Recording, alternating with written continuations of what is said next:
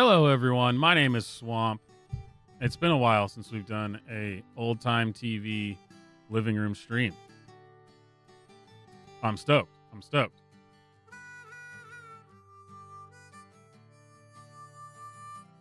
And of course, we got to start it off with a short cartoon. Everyone's favorite Private Snafu. You got to start somewhere, and that seems like the right place to start.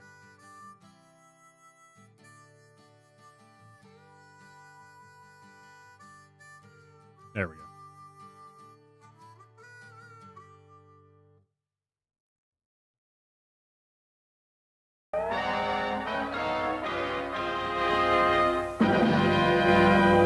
Snafooferman!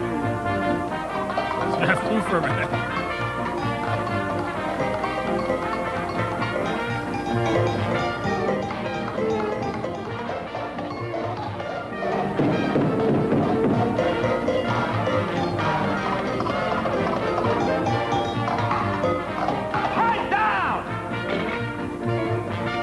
I'm trying to do some brain work. How the hell do you expect a guy to study with all that racket going on? Oh, it's pretty groovy, Steady? if you ask me. Nuts. When I get at them Nazis, I ain't gonna clunk them over the head with no books. What you gotta give them dopes is a belly full of lead. Hello, Superman. Huh? Well, if I was Superman, I bet you I'd show him plenty. Okay, chum. As technical fairy first class, I now pronounce you Snafooperman. Technical fairy first class? Like that would mean something. Enemies of democracy, beware! I feel like that would be an insult in the current day.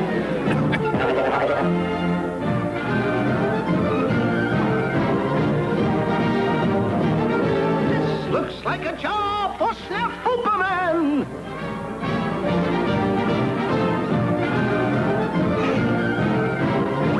Hey, wait! You forgot your navigation maps! Thank you very much. But I am not bombing Berlin with maps this season.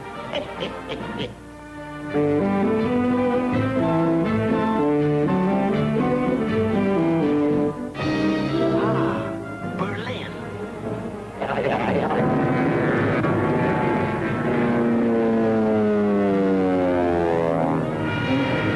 What's it going to be, New York or something? Pardon me, but did you drop this? DC, that was going to be my second guess. Our side, you know.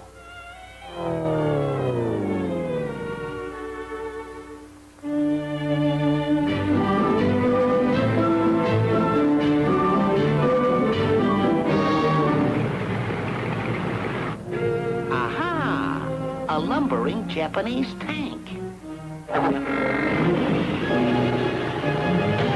Come out, you bandy-legged disturber of world peace!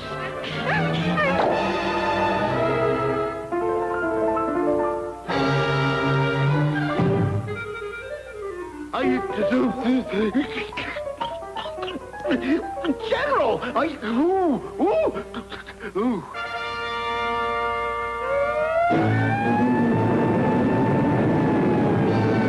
Messerschmitts! A whole mess of Messerschmitts! Trying to bomb our port, eh?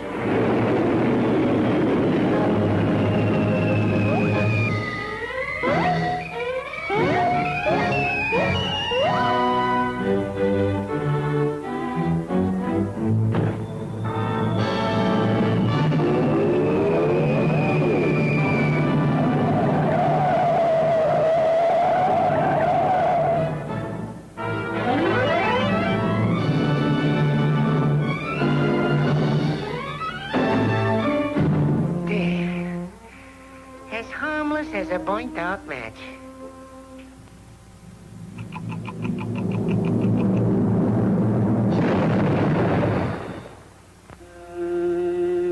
Damn it, Snafu. Too bad. Poor Superman. Is there anything I can do for you? Yes. Yes, there is. I would appreciate it if you could get me a field manual! Well, there you go. Now we all know you need to read your field manuals. As if we didn't already know that. Come on. Come on. All right. Up first. I thought this was I feel like we had to play this just because, it's about Thanksgiving. Cold War era education film. A family who cannot afford a turkey at Thanksgiving reviews what they have to be thankful for. Isn't that sweet? I guess we'll find out. I assume it is.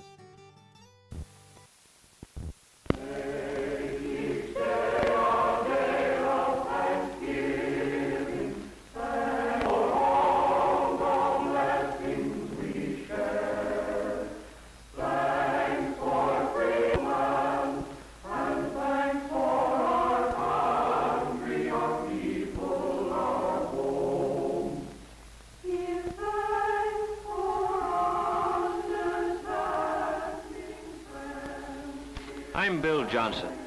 Around here, they just call me Dad. Bill Johnson? I'm Swamp I've been trying Johnson. to read, Wonder but if I we're just related. can't seem to do it. Thanksgiving Day.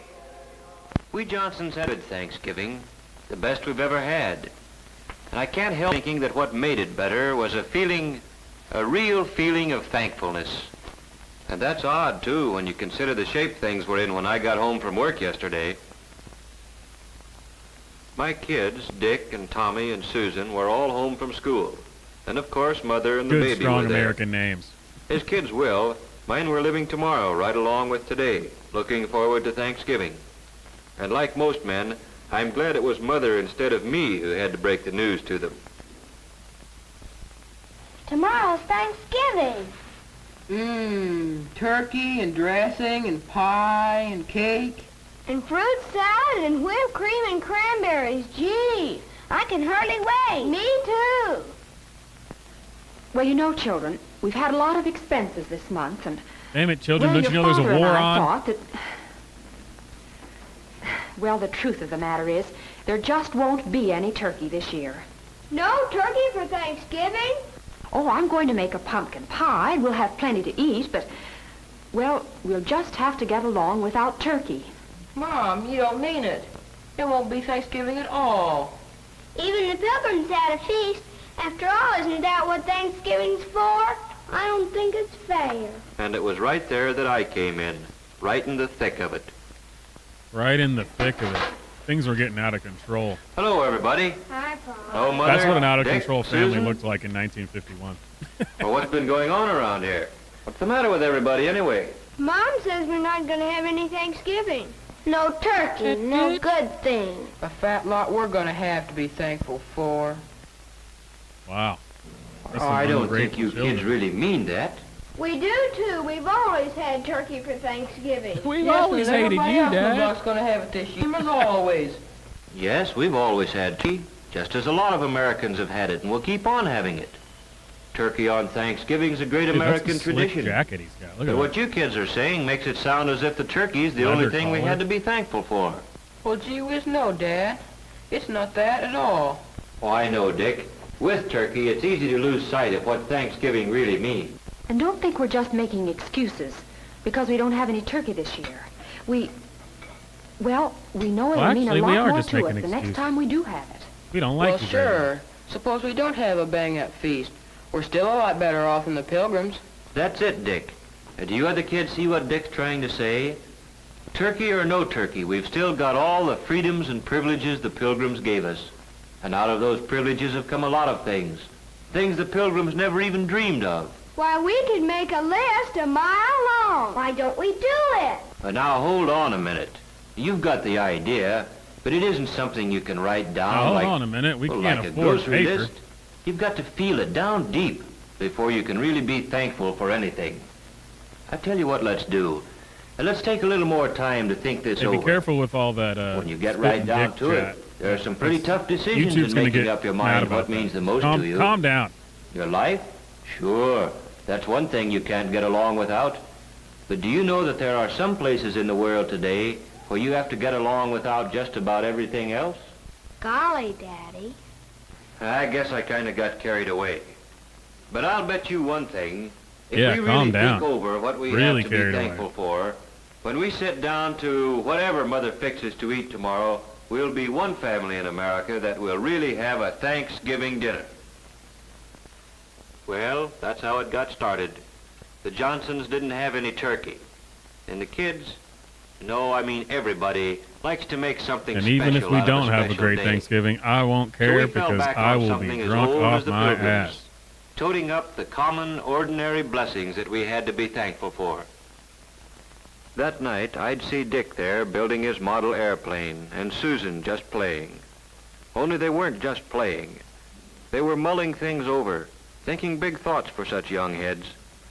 And as for Mother and Tom and baby Janet, and yes, me too, it Baby was as if Janet we had wasn't our eyes contributing open for the shit. first time, seeing all the things there were to appreciate in just any ordinary day in America. When Thanksgiving Day got here, we took our places around the table and we were ready. And then, well, we all knew it. There are some things you just can't say. But everybody in his own way knew what he had to be thankful for, and that this was the time to think about it. Tom was first. I am thankful for getting plenty to eat all the time, with extras that count, like cookies and milk after school. Like Mom says, I'm hungry all the time anyway, and if I didn't live in a country where there was plenty to go around, golly.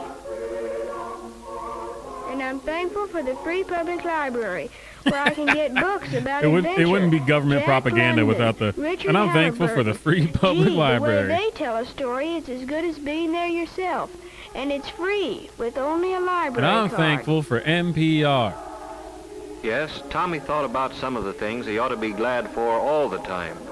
And somehow turkey and trimmings seemed to matter a whole lot less than he thought they did yesterday. Well, Well, then it was Susan's turn. they're going to get Susan's to a Dick, and he's just going to happy-go-lucky say, kid. I'm glad You'd never that there's credit no her more with thinking engines beyond running her around dogs, but she got scalping right into the all the spirit of it. pilgrims. I am thankful we have what we need to wear. Though Mother says it's hard to keep up with us, we grow so fast. I never thought before how many clothes it takes for all kinds of weather, or how it would be to have to do without the right ones. I'm glad to be able to go to Sunday school, or go to any church I want, any Sunday. I'm thankful for my mother and daddy, that they are here with us, that both of them aren't too worried about things to take time to have fun with us. I'm glad we're a family, that families are still important in America.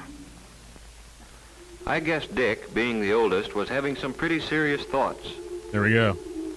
I am thankful for being able to get an education, for living where Oh. schools, all schools, open their doors to a guy who wants to learn, where school books are studied instead of burned, where a guy is rated by how much he knows, and the community is rated by how well it teaches him. Well, don't worry, Dick. I'm glad I've got a chance By to the- play, you know, maybe- batting a ball around once in a while. By the 2000s, that'll Stuff all be like gone. that. Merit-based I'm glad it's society fun will be taken growing care up of. in America. We don't need that anymore. Sure, baby Janet's too young to understand the big word Thanksgiving. She's too little even to tell us the things that make her happy. But we can tell, and maybe she's thinking about them now. Maybe she's thinking about the fun of splashing around in the tub, and about how good it feels to be clean. About playtime with Mother, and the security she feels in Mother's arms. And as for Mother, seems she's always working, cooking, ironing, tending children, daylight to dark. What does she have to be thankful for? I am thankful that my children had the privilege of being born safely and of growing up healthy and strong. I'm thankful that I have the privilege of guiding them as they become useful men and women. And I'm thankful for all the things our American system makes possible for the Smiths and the Browns and the Johnsons. The Browns. For washing machines, Just lumping them all together, huh? Hot water out of a It was a tap. better, simpler time and a back in telephone to call 1951. the doctor when one of the family is sick. I'm glad the state helps a car out to the get Browns. Dad to work. Yes, Lord knows I'm they thankful need it. for all the things free people working together can produce. I'm thankful that when my neighbor drops in to borrow a cup of flour, we've got the right to talk about anything we want to.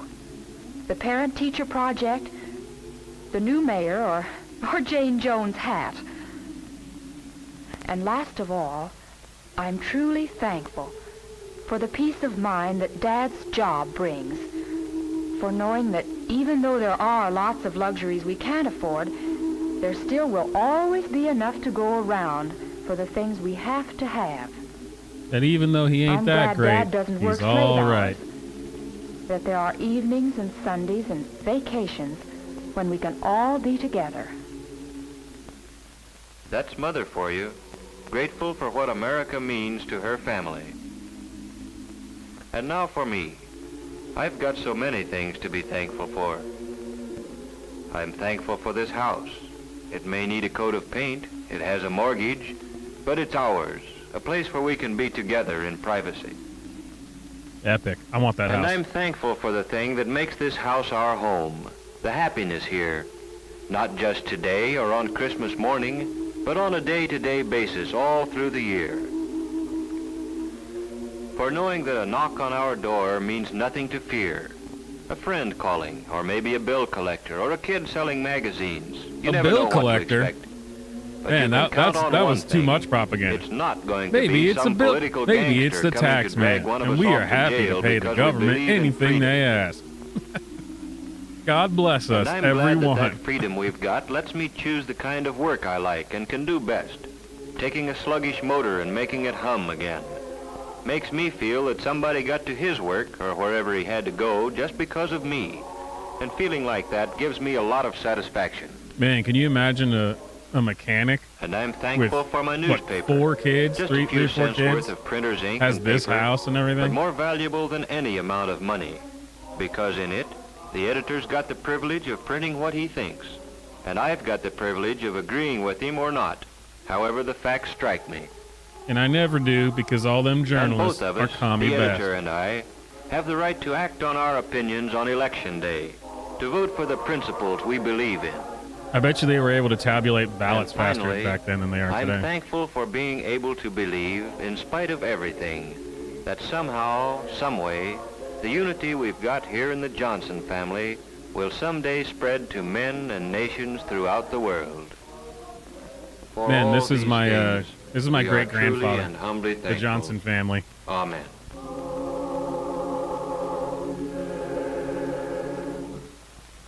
God bless us, everyone.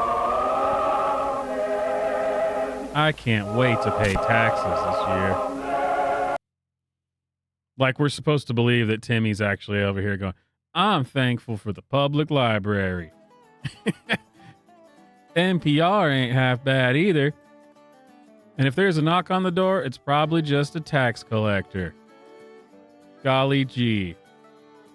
Thank you, government. No, it was nice though. If I'm not making fun of it, then what are we doing here? You know?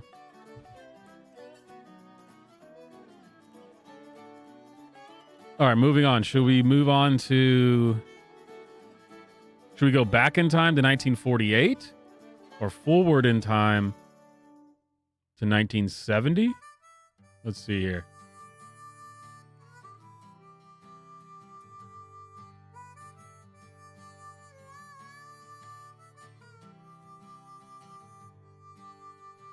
Actually, let's break it up with another cartoon. Meet King Joe, 1949, Cold War era American propaganda cartoon.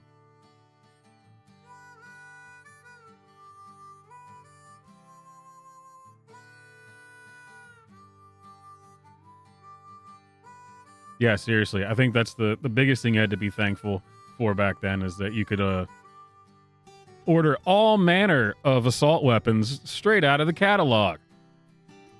That was real America before the god dang commies took over.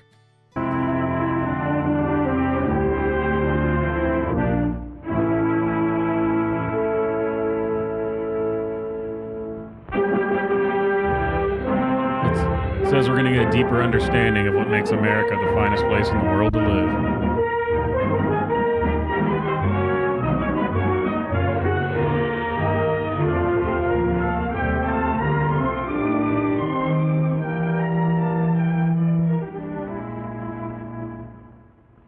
Hey, Joe.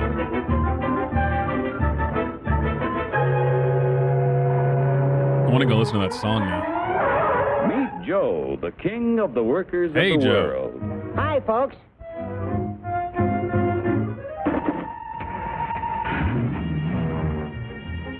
Look at Joe go. Joe's the king because he can buy more with his wages than any other worker on the globe. 1949. This actually could have been the King Joe they're talking about. Could have been Joe Biden. Now, what makes it possible for Joe to earn such a good living? He's no smarter than workers in other countries. God, is he Are not? you kidding? He's no I'm an stronger idiot. than workers in other lands. Oh, yeah? Well, just watch me. Them's fighting words.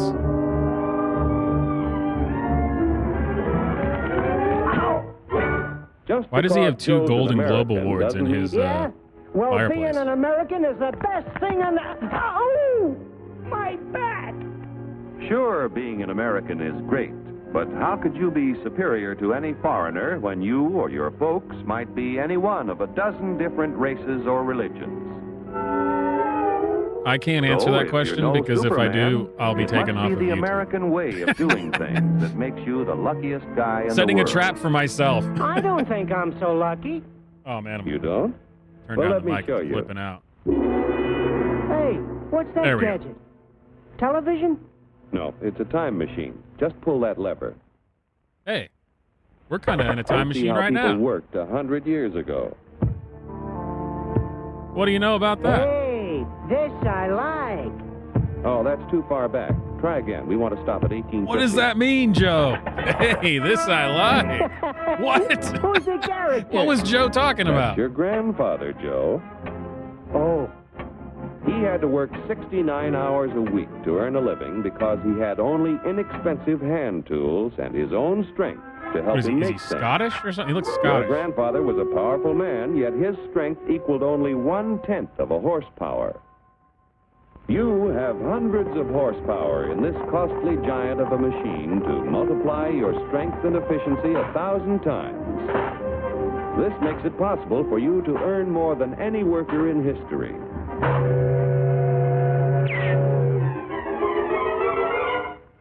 And still have leisure time each day to enjoy life. Everything about this is literal So hell on unlucky. earth to communists. but what about the rich guy who does They would be nothing getting while angry. I do the work? Just like this. There we go. True, there are rich people who contribute nothing. Wow, Joe, you really are retarded, And aren't there are you? poor people who contribute the same. Dude, that's me But right most there. of the invested capital that buys the tools you use comes from your fellow Americans. 40 million of us have money in the banks. 70 million of us own insurance policies.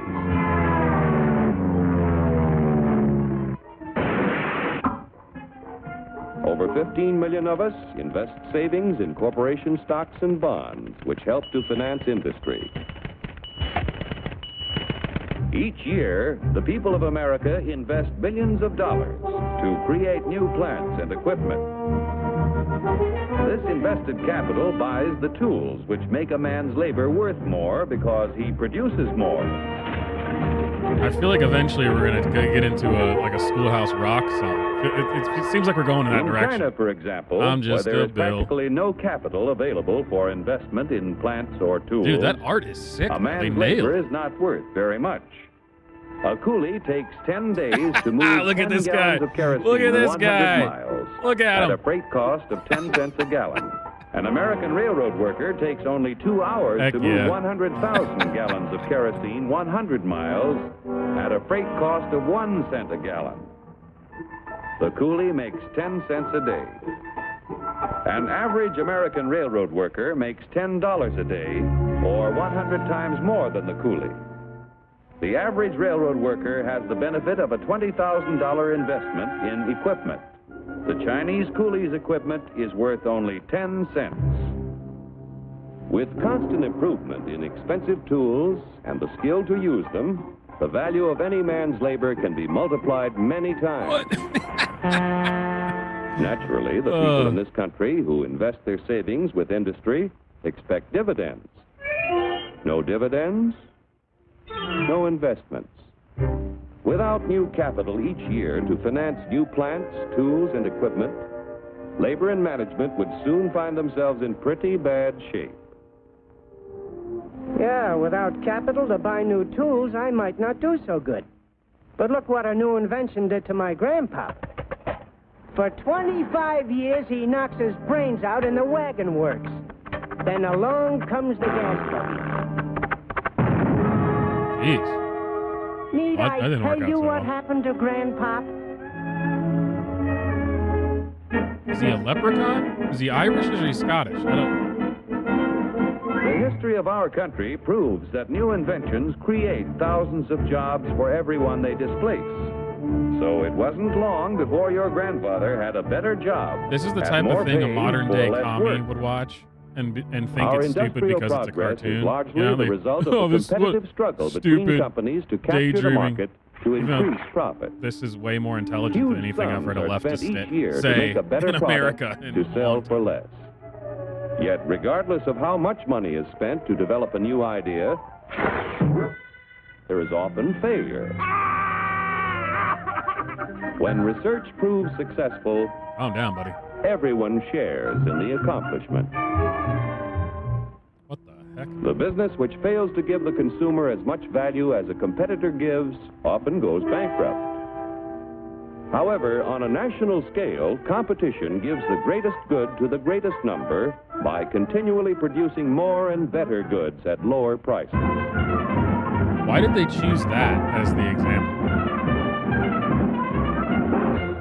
These animators The American just really way wanted of to doing things animate that. makes it possible for more people to own their own home. Very strange. Very strange.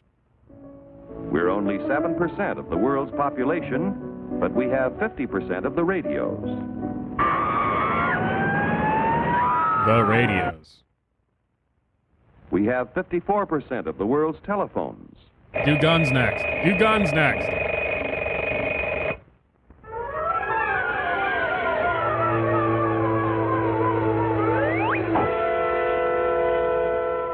Americans own practically all the refrigerators in existence. Oh, come on. They're not gonna do Give guns? them plenty of ice, quickly and easily. Bathtubs, we've got 92% Americans of own them. 70% of all firearms. Most of us have the leisure time to enjoy the peace and quiet of the beautiful countryside. As we drive about in 72% of the world's automobiles. Smoke. Did you see that sign? It just said smoke. Under the protection of our freedoms, American This, labor, management, and this is from capital, 1949, the greatest production Cold team War. in the history of mankind, have made the United States the industrial master of the world. Capital must continue to provide industry with the funds to create new tools and plants. Labor and management must continue to increase the production of better goods at lower prices so that more people will be able to buy the things that make life easier and happier for all of us. Then Joe will continue to be the king of the workers of the world. You said it, brother. And to think the commies think that they represent the workers. Those commie bastards. All right, Bog was in the chat earlier. In case you've missed out or didn't hear about this, all the super chats leading up, going through the first week of December, are going to fund a night out for Bog and I on his birthday when we're on vacation. So if you want to buy Bog some drinks or something,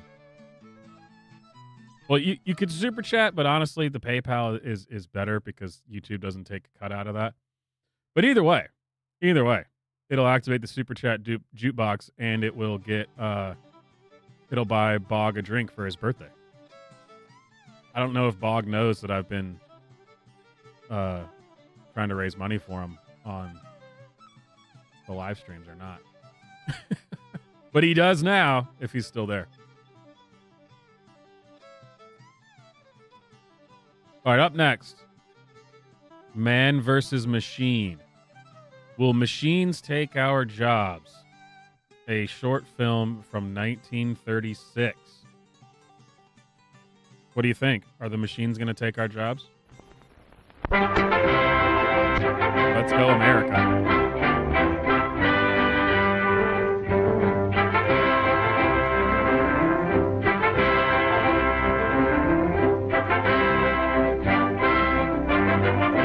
Modern talking picture service. You know, Lowell, I can tell you what's wrong with the country today.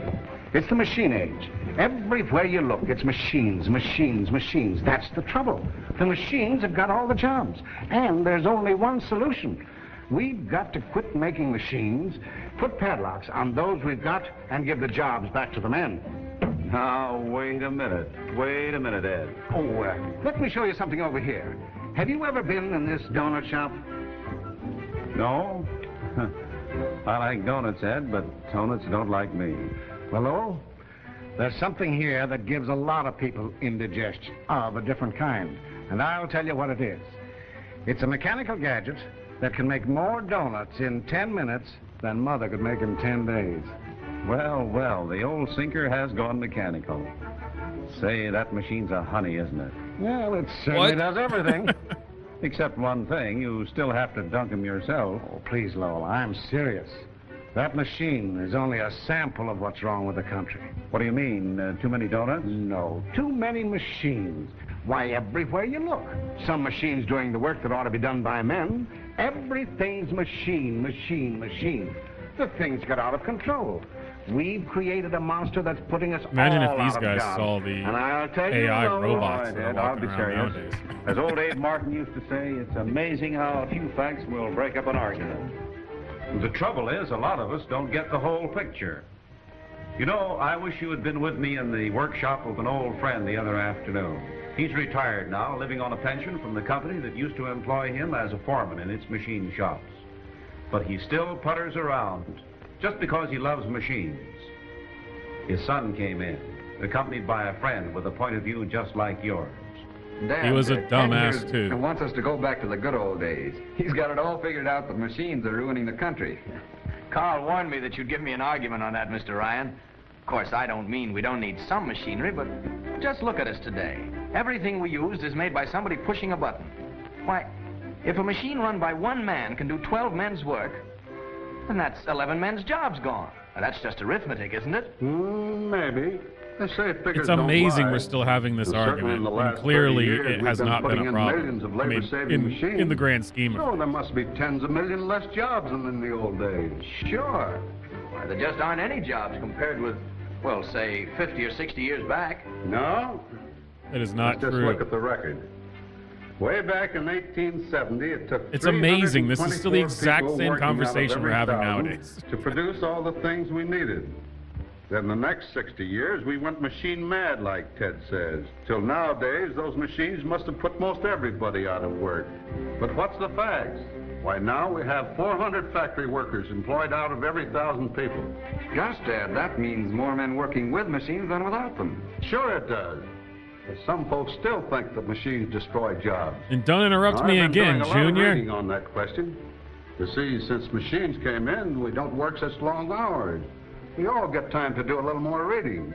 The fact is that machines increase the supply of things we need and give us the time to use them. For every job they take away, they make at least one new job and maybe more. New jobs and better jobs.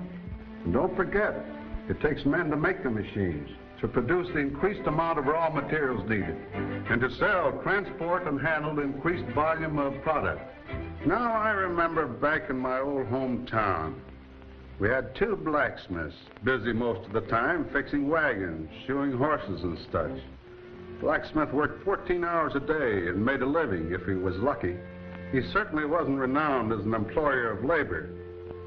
The horse and buggy business kept about 11 men working in our town, what with the 2 blacksmiths, 2 livery stables, and the feed store. So those 11 men never dreamed they'd have their jobs shot out from under them by this goofy-looking contraption. They said the horseless carriage business was just a fad. Couldn't last. The darn thing would blow up. Cost too much anyhow. We should But dress today, like that still when town's we got drive. 6 filling stations, 2 repair shops, and an accessory store with steady jobs for 37 men, where 11 used to live off the horse and buggy. A lot more people in that town are working for the electric light company, where there wasn't this in the good old days. And there's a dozen stores on Main Street giving work to 100 more people in place of the 2 people who used to work in the old general store. Why? Because the machines have made all kinds of new things that people need, and made so many of them that the price can be brought down where everybody can buy those things. Same with the automobile. How many cars were sold when they were mostly handmade? Wasn't much of an industry in those days because a man had to be wealthy to buy one. Today, machine production has provided some kind of a car for almost every family in America. There are over 20 million passenger cars on used the to be roads so today. cool. Why do cars Yeah, suck but now? How about the wagon drivers, blacksmiths, and all those folks that lost their jobs because of the automobile? That's an honest question. Let's go inside where we can get the honest facts. It's an honest question. It's honestly Sit down, boy, and stupid. make yourself comfortable. Now, as I remember it, 1900 was a top year for the horse and buggy business. Let's see what the almanac says. Here we are. It shows that about 1 million people were working as drivers, wagon makers, stable hands, and so forth. Now compare He's that Googling 1 million it. jobs. Look at him. And tough jobs they were, too, with almost 3 million jobs made by the automobile. 3 times as many new jobs as the old jobs that were wiped out. Now let's look at some of the other job eater-uppers. In almost any office, you will find 2 machines that will certainly let one office worker do at least the work of 2 or 3 working by hand. Yeah, the typewriter and the adding machine must have tossed millions of office people out of jobs. In 1860, with no office machines, it took 4,369 clerks, bookkeepers, and so on for every million population. Now bring on your machines and watch those poor office workers get fired.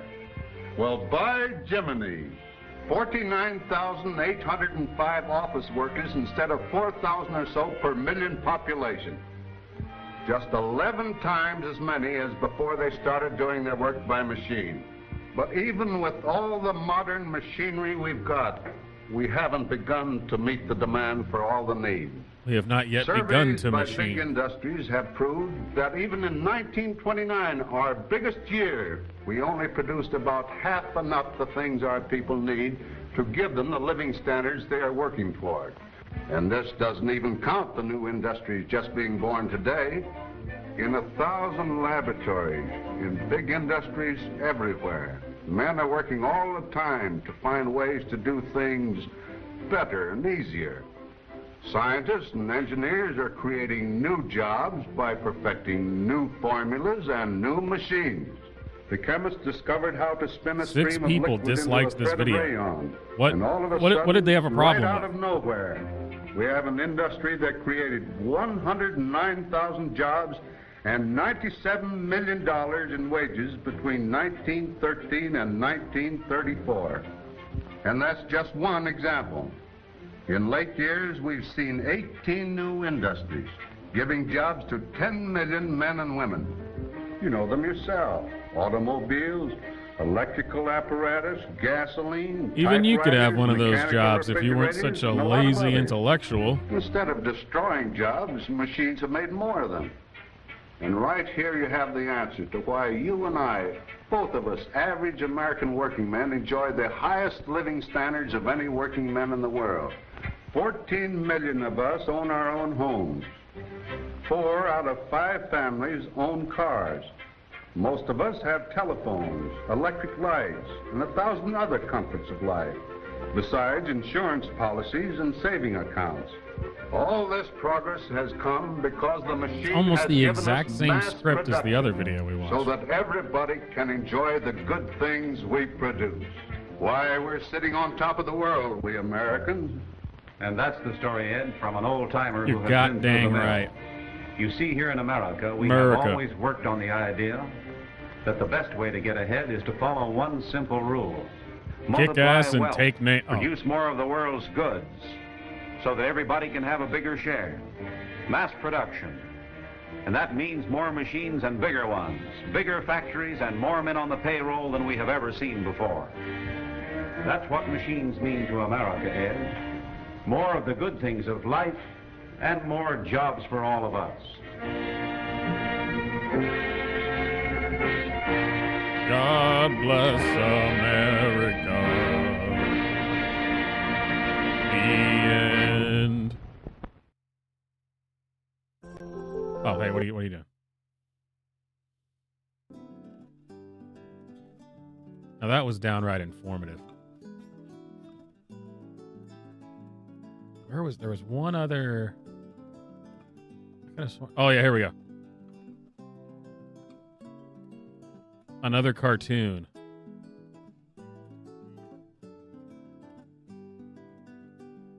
The oil industry. Destination Earth from the American Petroleum Institute, 1956.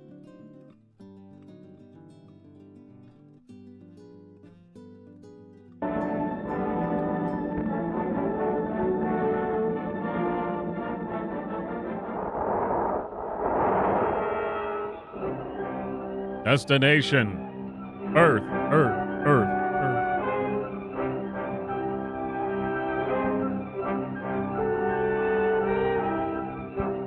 Imagine, if you will, a world that runs on petroleum.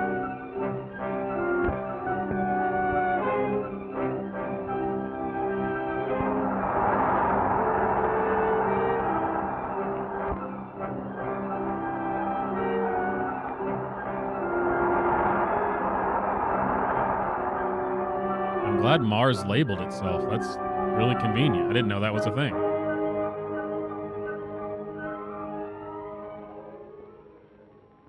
Og? Attention!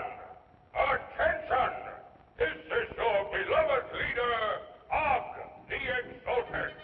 There will be a special giant joy rally today at Og Memorial Stadium, honoring that intrepid space explorer. What is going? This is supposed to be oil propaganda, huh? First words since his return from the planet Earth. You are all commanded, invited to attend.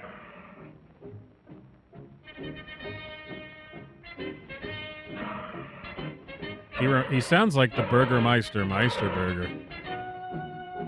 We will ban all of the toys.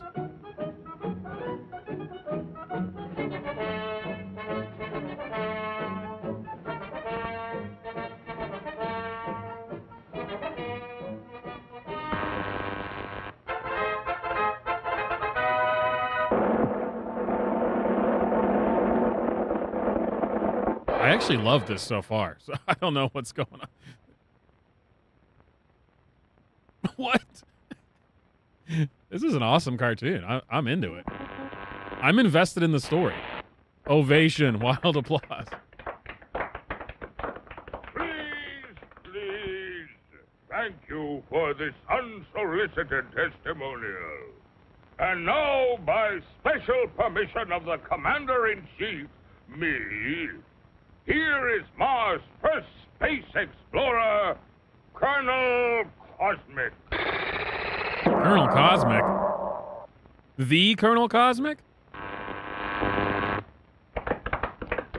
Yeah, they're definitely North Korea or tell something. you how It's the red happy planet, I you're am right. to see your smiling faces once more.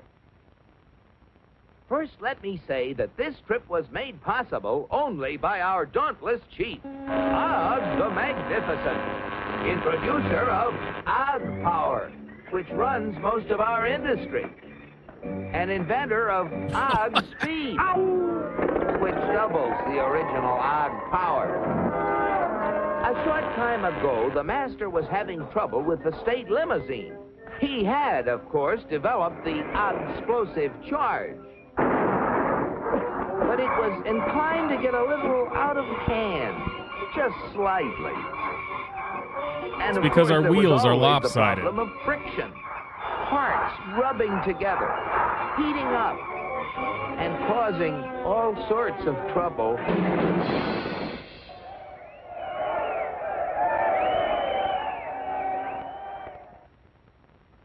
But our leader was undaunted. He immediately ordered our first expedition into space to bring back the secret of how other planets got their state limousines to run smoothly. That is The target important. was Your state picked with limousines running smoothly. painstaking Scientific accuracy. Right next to getting the trains running on time. Destination Earth. You Destination all know with what eagerness I Earth. volunteered for the mission, and with what confidence I took off.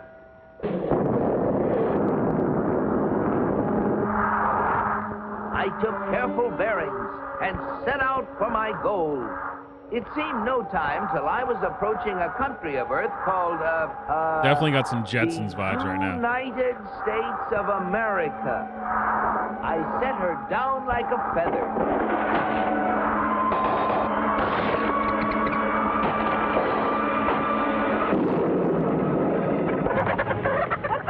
In New What's Mexico? on the wreck This is here? Roswell. Naturally, I protected government property by making the of sponsor course. invisible. Naturally. They're after the chickens, Ma! And though the natives showed great interest in me, I decided to make myself invisible too. Except for the Seeing light. moving lights in the distance, I headed for them. What phenomenal luck! I had landed close to what seemed to be an endless procession of state limousines. They moved quickly, and yet with fantastic smoothness. I just had to get a closer look at one of those Earthmobiles.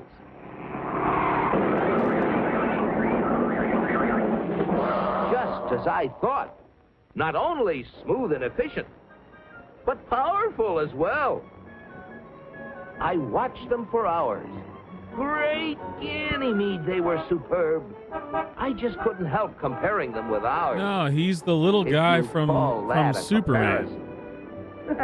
Surely What's that these little dude's vehicles name? must be the property of the highest McZixley, officials. McZizzle, whatever the hell his I name was is. wrong. It seems that almost everybody in this country has one of those, they call them automobiles. They use them for transportation, for business, for pleasure. They use them for all sorts of things. I found that these vehicles gather at places called service stations, where they are fed, lubricated, that's how they beat friction, and given the finest care. The source of their nourishment was something called petroleum. Yeah, that's it. I'm getting this is the vibes I'm getting out of it for sure. This little dude.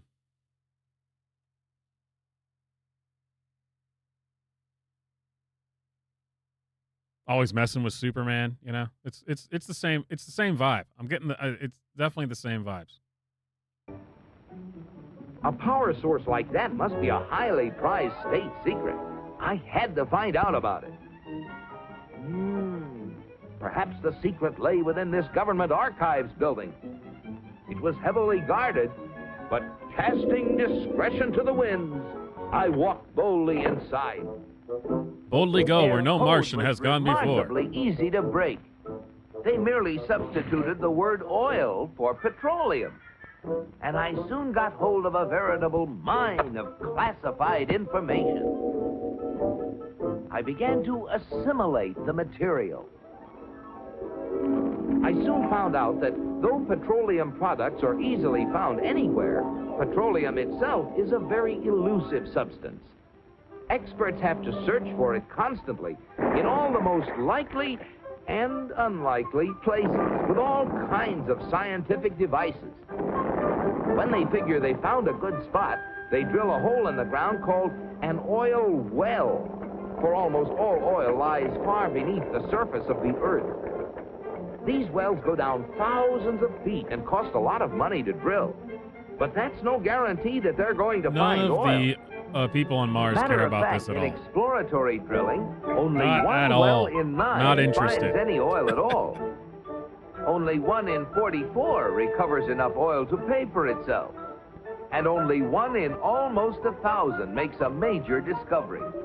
Pretty big odds. Yet America's proved reserves, the oil supplies still underground, have kept increasing steadily. Until we decided not to use them how anymore. This ever-increasing supply of oil was achieved. Until I found out that there's not just one, Until but I found out that thousands they of oil elected a bunch of companies, retards and all stopped doing it. competing with each other to discover and develop new sources of oil. For believe it or not, in the USA, anyone who is willing to risk it can drill for oil. But oil discovery anymore. is only part of the story. Once they get oil out of the ground, it has to be moved through pipelines, on ships. And again, or we in stopped tank that too. cars, to fantastic processing plants called refineries.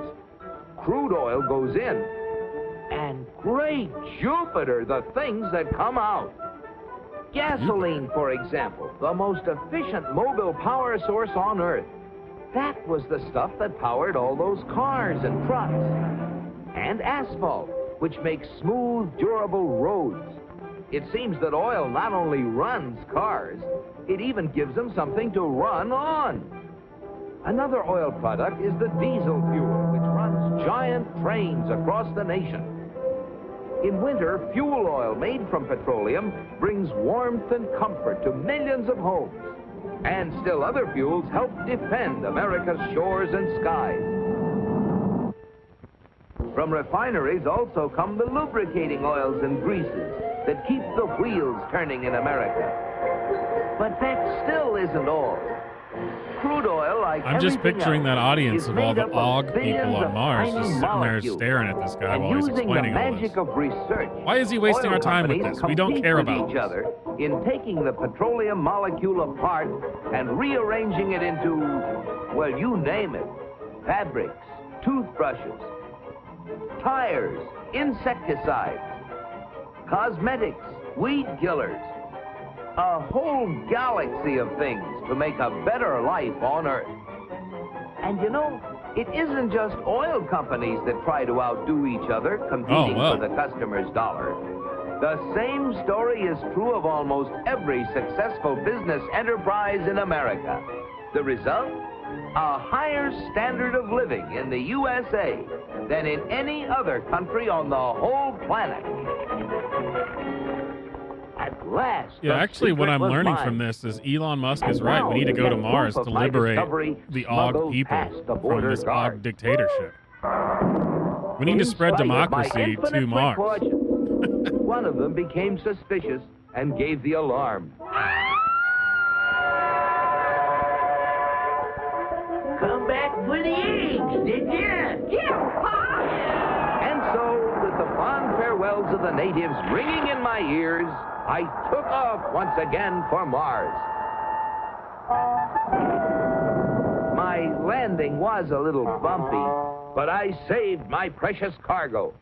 Yes, I brought the secrets back with me, and here they are.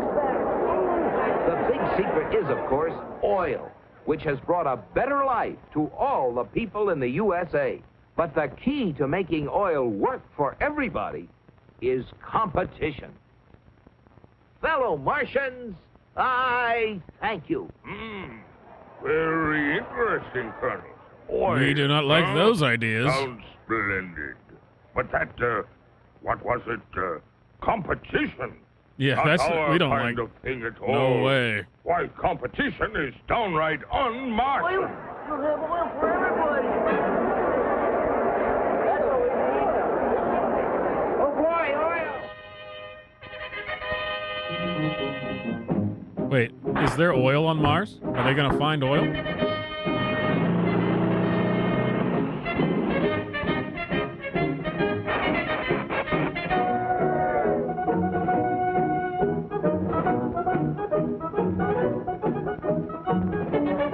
Look at them. You know what this means, Cosmic? You bet I do, Og. It means that you're through. So why don't you get lost? Yes, the real secret is not only a great source of energy, but also the freedom to make it work for everybody. And if you have both of these things, any goal is possible. It's Destination Unlimited.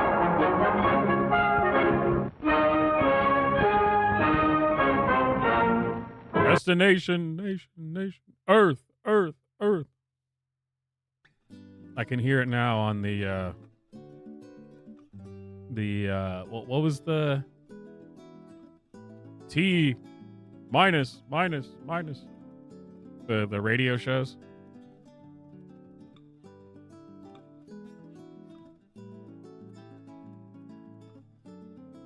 Isn't that what it was called?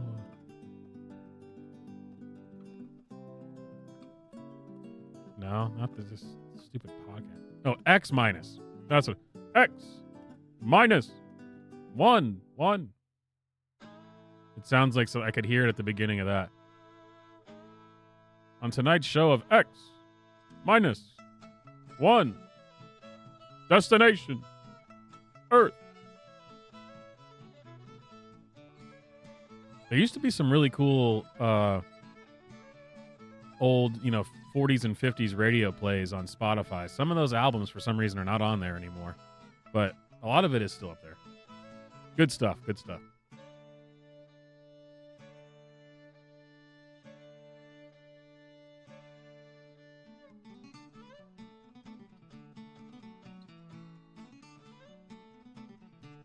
All right, I wanted to watch this one as well. This should be very informative. Hopefully we'll learn a thing or two.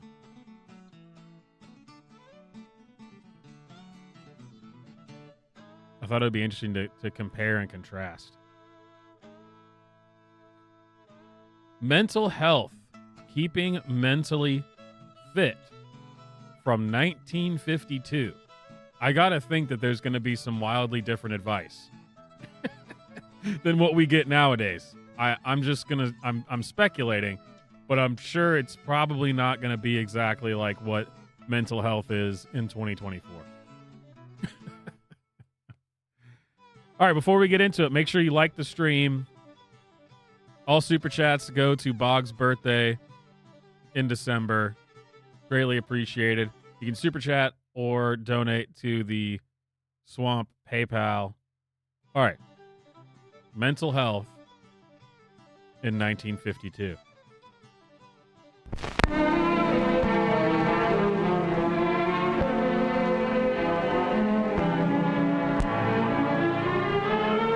I actually expect it to be mostly good advice. Like, I'm sure it's going to be like, work out, get out in the sun, be productive. Nowadays, they say that's, in spite of what the graduation you're not speakers supposed to do say that. every spring, our Bigoted. town's pretty average. It goes for our seats, too.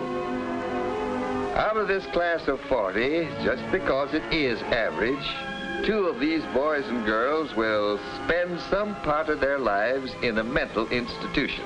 My job is to try to keep the people around here healthy, and most of them are. Of course, nobody's health is ever perfect. Some of these young Jim people, Anderson has a the bad ladies, ear. will spend That some doesn't time keep in a from mental playing on the football institution. team. County champions last year, too. Frank White is nearsighted, but his glasses take care of that. Dorothy Westerly has a tooth that needs fixing, but she's in good health, I'd say. She's still Mighty all right. good health. They've all learned habits of good living that have helped them stay physically healthy. Habits Good, of clean cleanliness, living good off of diet, nicotine and whiskey. exercise and rest.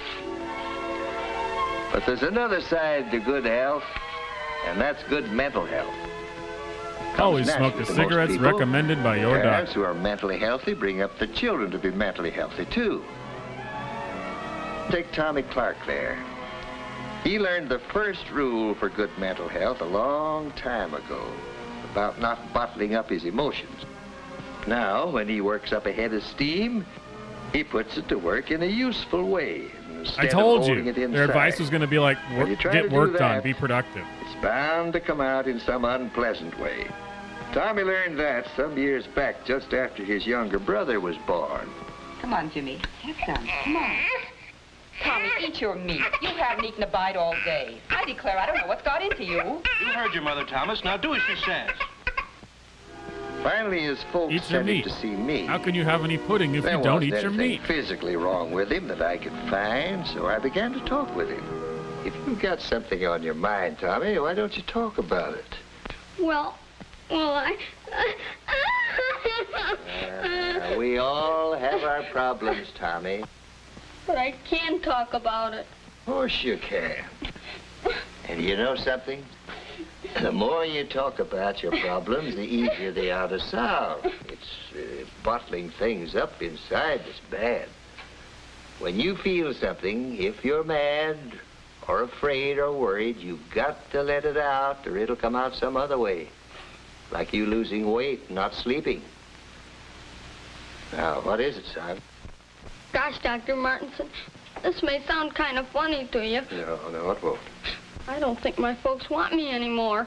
They're planning to get rid of me. What makes you think that, son? I heard them say so one night. They thought I was asleep. Ever since Jimmy was born, they... Well, it wasn't easy to prove to Tommy that he was wrong. As in so many cases like this, his parents were partly to blame.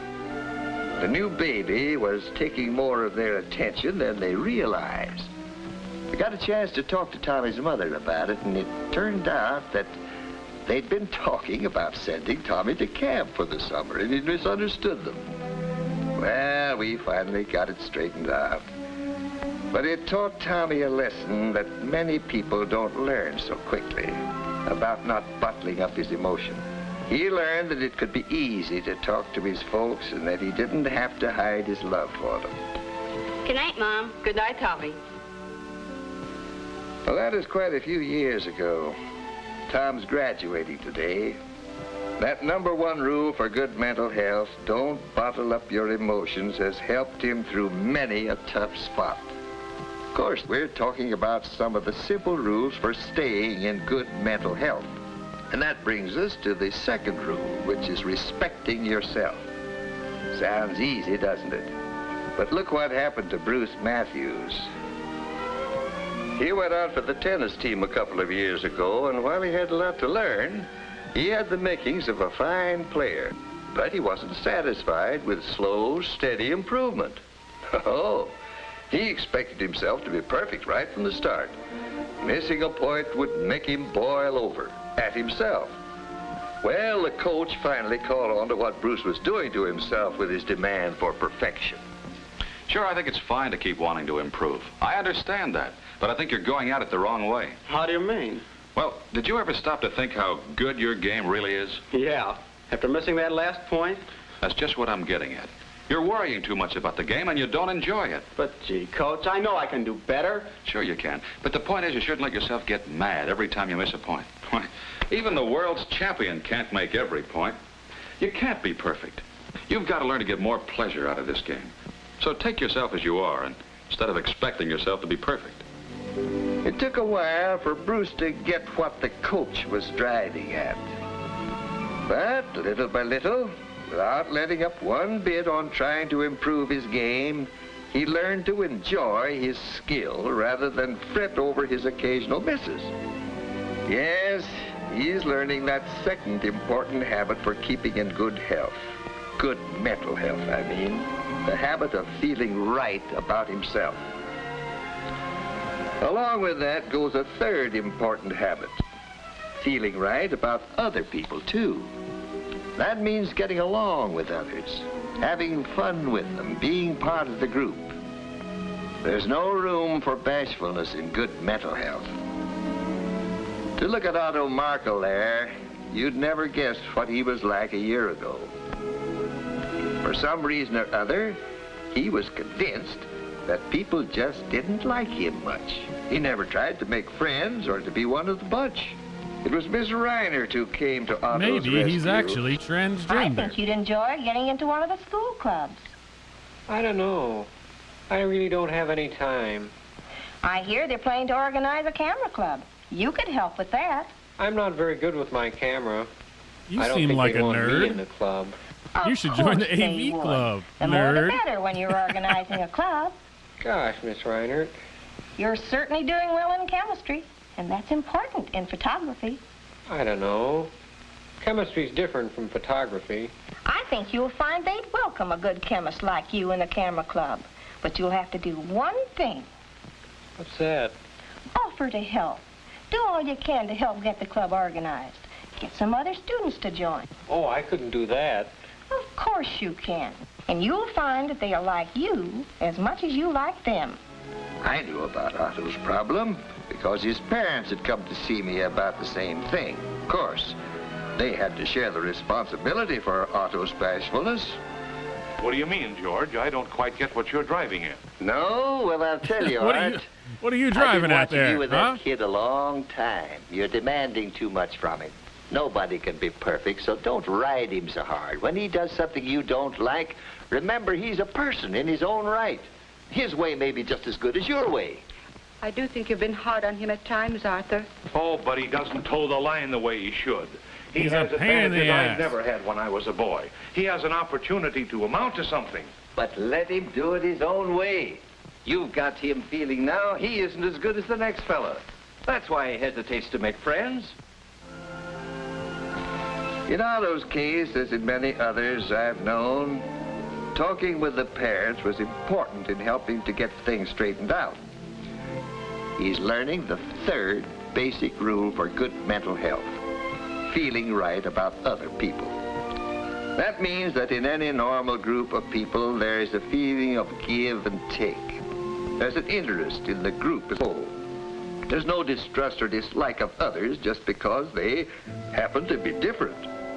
Well, there's one more rule for good mental health. And I see that Nancy's finally Every learned it time he well says enough to get mental, a I think he's diploma. saying metal. That's the habit Good of mental doing health. something about a problem as soon as it comes up. Class dismissed. Gosh, what I don't know about the Civil War period. I haven't cracked a page in 2 weeks. I'm gonna have to dig into this one, too. Come on over to my house tonight. Let's study it together. Oh, I just dread getting into it. Let's put it off till tomorrow. Well, all right. Well, all right. Tomorrow never came for Nancy. That quiz day found her completely unprepared. But Barbara had faced up to that quiz the day it was announced.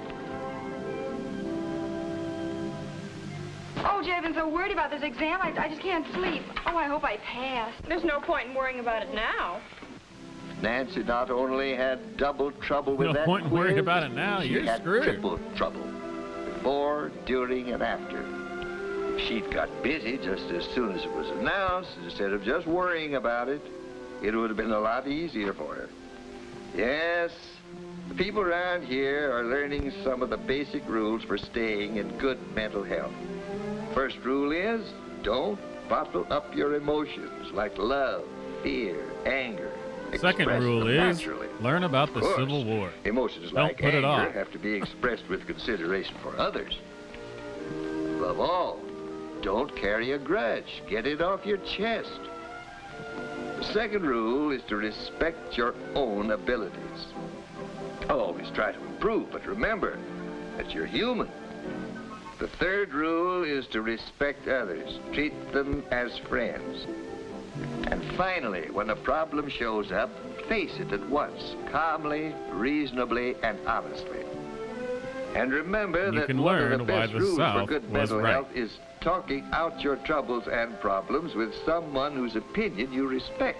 Your parents, your family doctor, your school teacher or advisor. Your clergyman may be the right person to talk to on many things. Whoever it may be, talking is one of the best tonics there is for good mental health. Another good tonic is an interesting hobby. Gives you a way to relax, a chance to accomplish something you can be proud of. Well, those are some of the rules for staying in good mental health. Of course, they're just the ABCs of a subject big enough to fill whole libraries. But as more and more folks get to know these ABCs and follow them, they're going to be able to look at a group like this someday and feel that they have a greater chance than ever for the kind of happy, useful life which will make our world a better place to live in. Well, obviously none of that could be true because they didn't address what you should do if you're actually transgender, which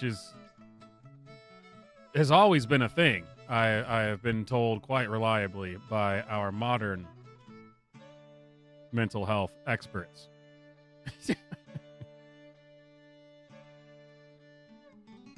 Oh, here we go. I just came across this. Another perfectly timed Thanksgiving. Turkey and trimmings. 9th Italy Combat Camera Unit, November 1944. GIs unload Thanksgiving rations. Well, that sounds downright festive.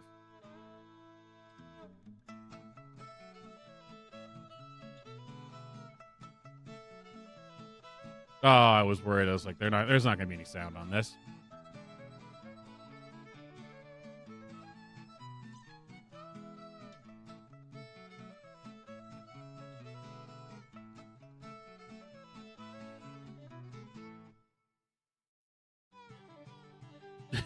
Yes.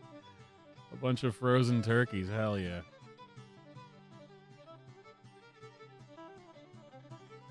I call the feet.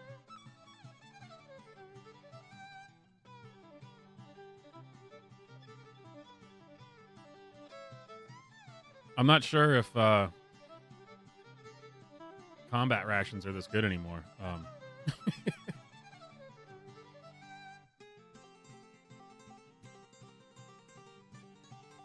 Jeez, look at those things. That looks awesome.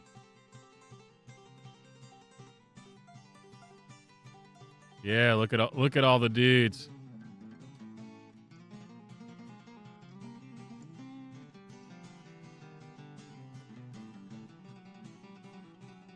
Now that's a Thanksgiving in Italy in 1944.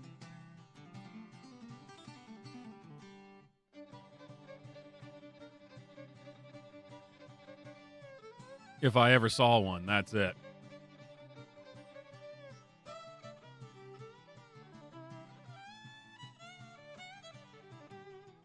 All right. Should we move to what you should know about biological warfare from 1952? Or a short film simply entitled Capitalism from 1948?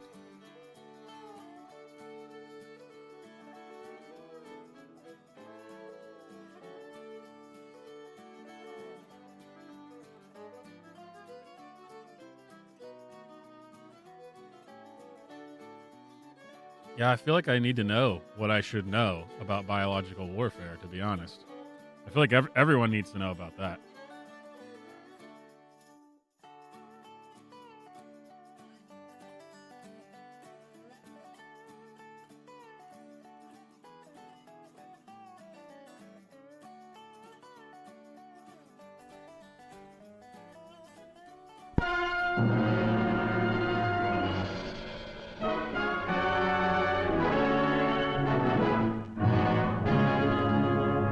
What you should know about biological warfare.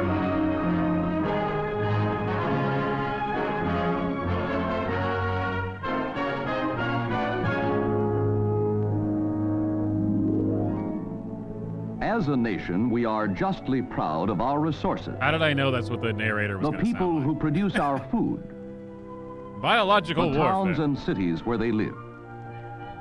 In event of war, enemies may attempt to destroy or disable our people and our production by striking directly at the civilian population. Denied the products of our farms and factories, we could not wage war on any front.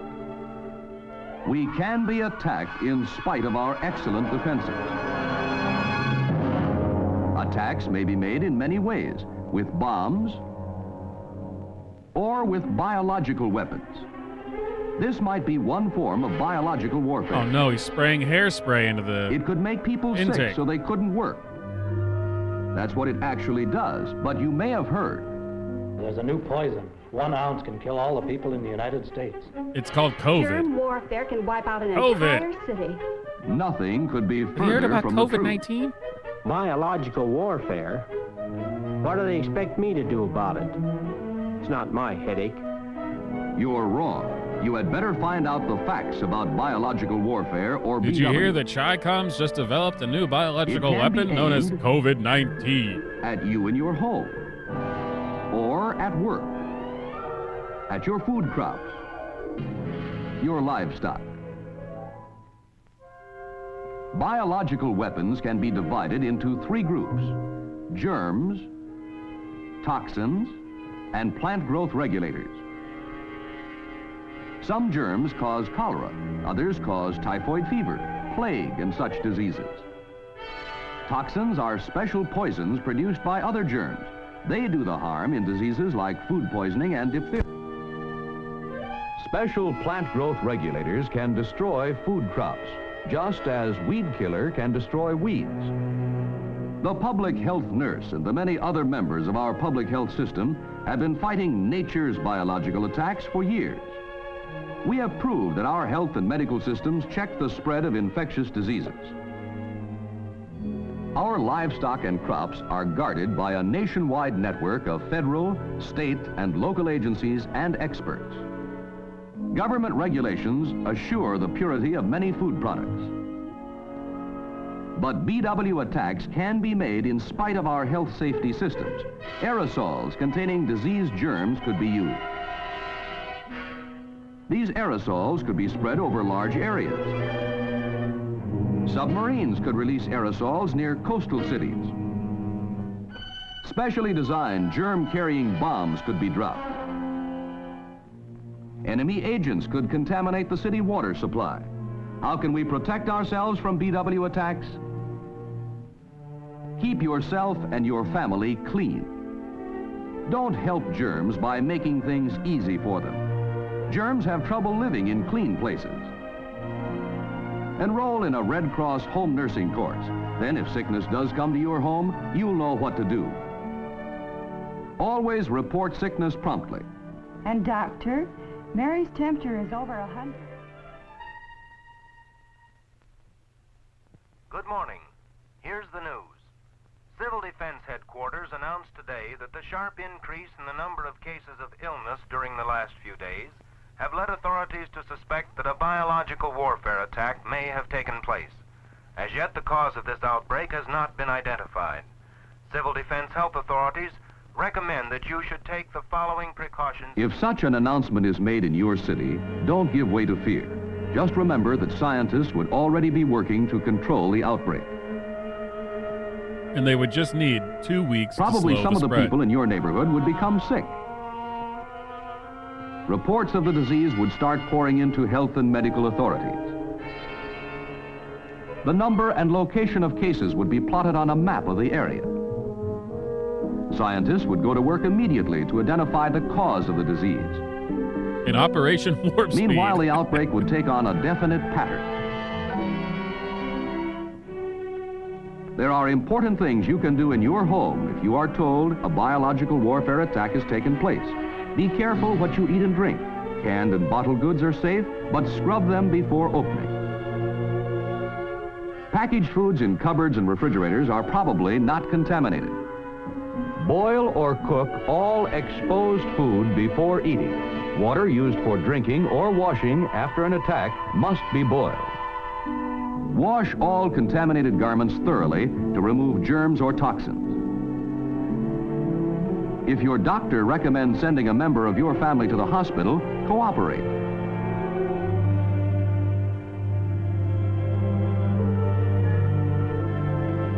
Local health and medical authorities would distribute instructions so that the outbreak of the disease could be controlled. Even the health Follow their department had sick instructions cars closely. back then. Why can't we have cool-looking cars If you anymore? are called upon for a blood sample, don't hesitate to give it.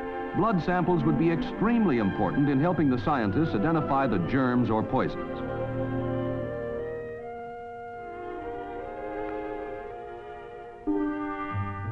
Health and medical authorities would identify the cause of the disease as soon as possible.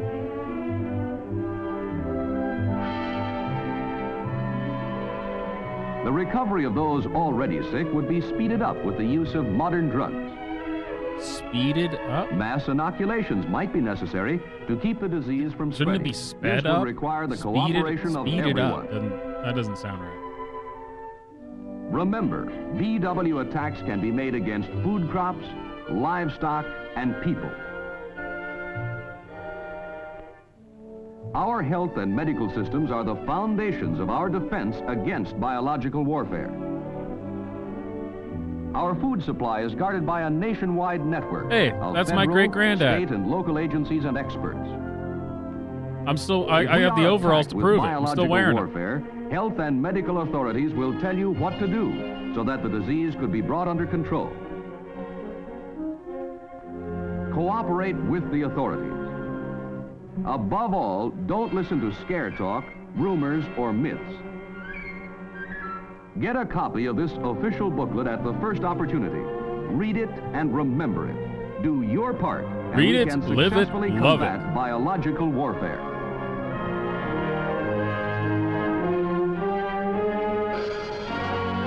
Well, now we know. That logo looks like the Deathly Hallows mixed with like the Monsters, Inc. logo. Oh, I was going to say we should watch this because I just saw the title, but apparently we've already watched it on one of the other streams. Snap Out of It, Emotional Balance, 1951.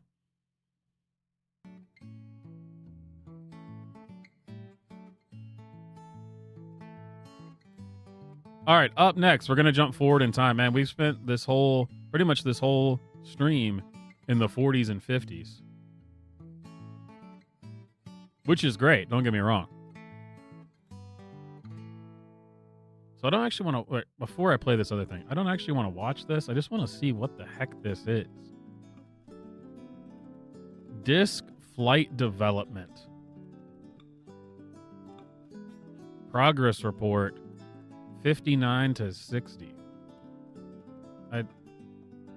What's going on here? Field of disc flight. Two identical vehicles were built for the purpose of building conducting UFO. static tests, full-scale wind tunnel tests, and flight tests. Wind tunnel tests were performed at Ames Research Center, California, and static and flight testing was carried out at the Avro Test Facility near Toronto, Canada. For static testing, a rig was constructed to support the vehicle at varying heights above the ground. Strain gauge dynamometers at the three attachment points. Dynamometers? Well, that sounds fake. Modifications proved desirable by analysis of early test data were introduced both into the test vehicle. Look at these things. Improvement in control characteristics, and the vehicle was returned to the tethers where static test results were confirmed, although the tethering cables continued to introduce random inputs, making accurate assessment of stability and control difficult. Sufficient data had, however, been recorded and analyzed to indicate that operation without the tethers was now possible. Definitely by now we could make these.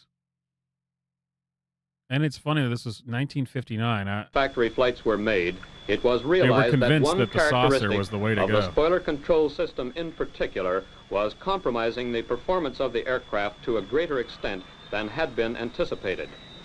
Application of control reduced lift on one side of the aircraft with no corresponding... Just one, huh?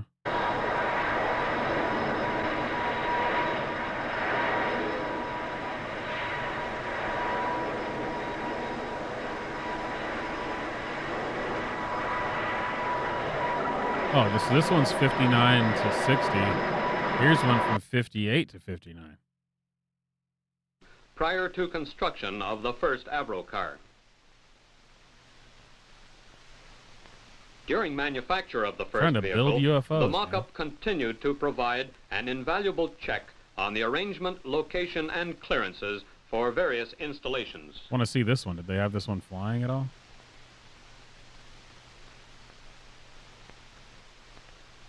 I'm skeptical that this wasn't continued. This was continued, right? A 1/20th scale model designed and manufactured. I guess they weren't flying them yet in 58. Of the first vehicle neared completion. Allegedly. Manufacture of except in detailed Roswell, parts and major structural components for a second vehicle advanced rapidly.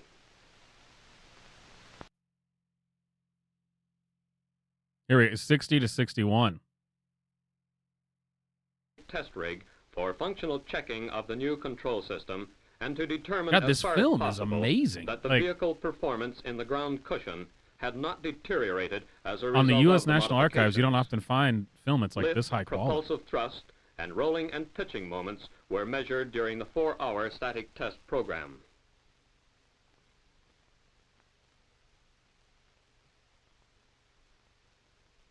For rig testing, the control system was actuated by an external hydraulic system to be sure of maximum control movement. Yeah, let's see it. Quit talking about it and let's see it. On completion of rig testing, the hovering behavior of the aircraft was checked in the tethers before commencing free flight.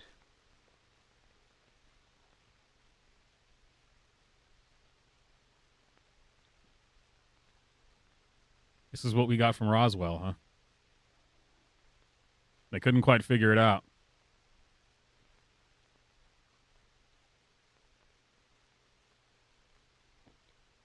It should be understood that the original objective of the flight testing in this program was simply to determine that installation of the modifications had not resulted in deterioration of the vehicle performance achieved during previous tests.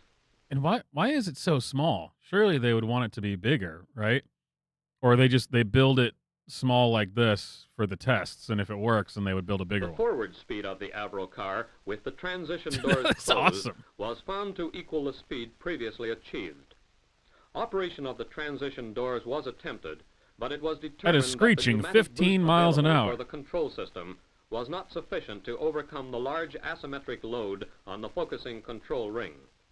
A more powerful control actuation system is That does planned look for better than the future previous development. year. They got it going.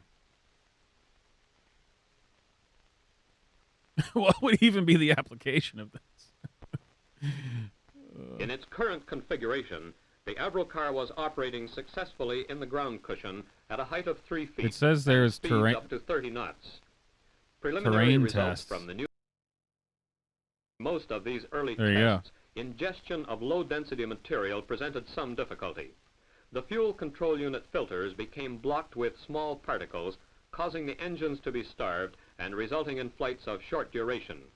The problem was caused largely by dead grass and weeds. Yeah, but this beast has no problem.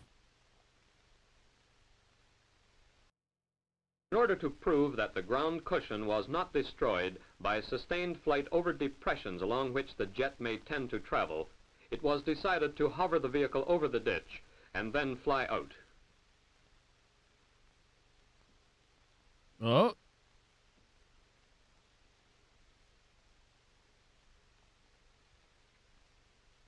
Surely they kept working on this. I just can't imagine that they spent all this time working on this and they're like, Before the let's actual scrap flight it. demonstration, No the need. Avro car was flown by a pilot from the United States Air Force Flight Test Center. All right. I just wanted to look at that. Here we go. Actually, that's a perfect transition. That got us up to the 60s, from the 50s to the 60s. Now we're going from 1961 to 1970. A short film called I Just Don't Dig Him. I Just Don't Dig Him by Department of Mental Health, State of Connecticut. The generation gap illustrated when father and son learn about each other and themselves during a crisis. This is going to be good. I can tell. I can tell.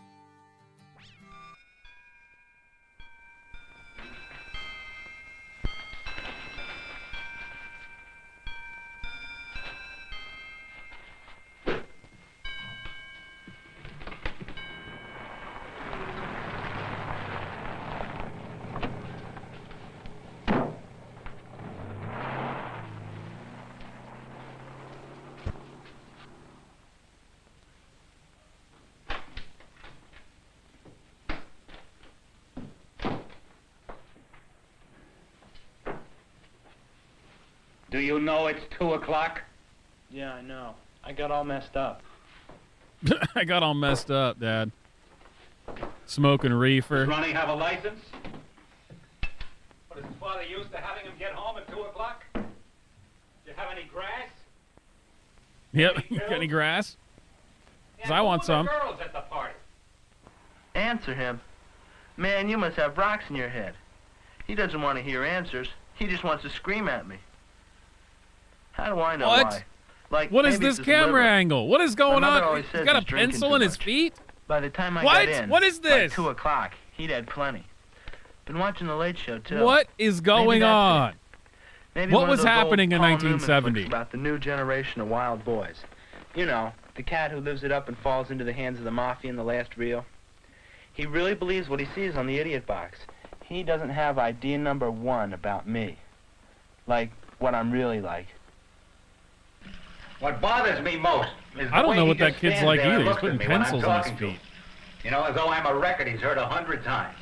No expression, no reaction, except maybe once in a while a pained look, like the needle is going over the scratch.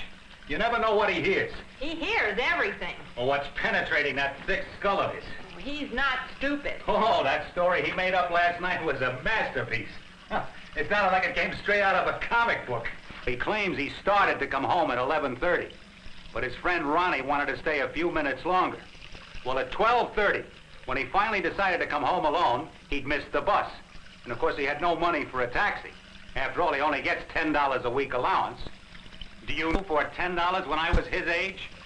That's what I earned for 20 hours hard work. Wait, at which Pulte's part Market. of this was like a Yes, comic book? Kenneth, I know. So he couldn't take. Have you guys read those really entertaining comics where there's a kid and he wants to come home, but he can't get a ride, and so he tries to get home, and then he misses the bus or whatever, and then he's got to find another ride, and maybe he tries to get a cab, but doesn't have money for it? Just like a comic book. Just like a comic book.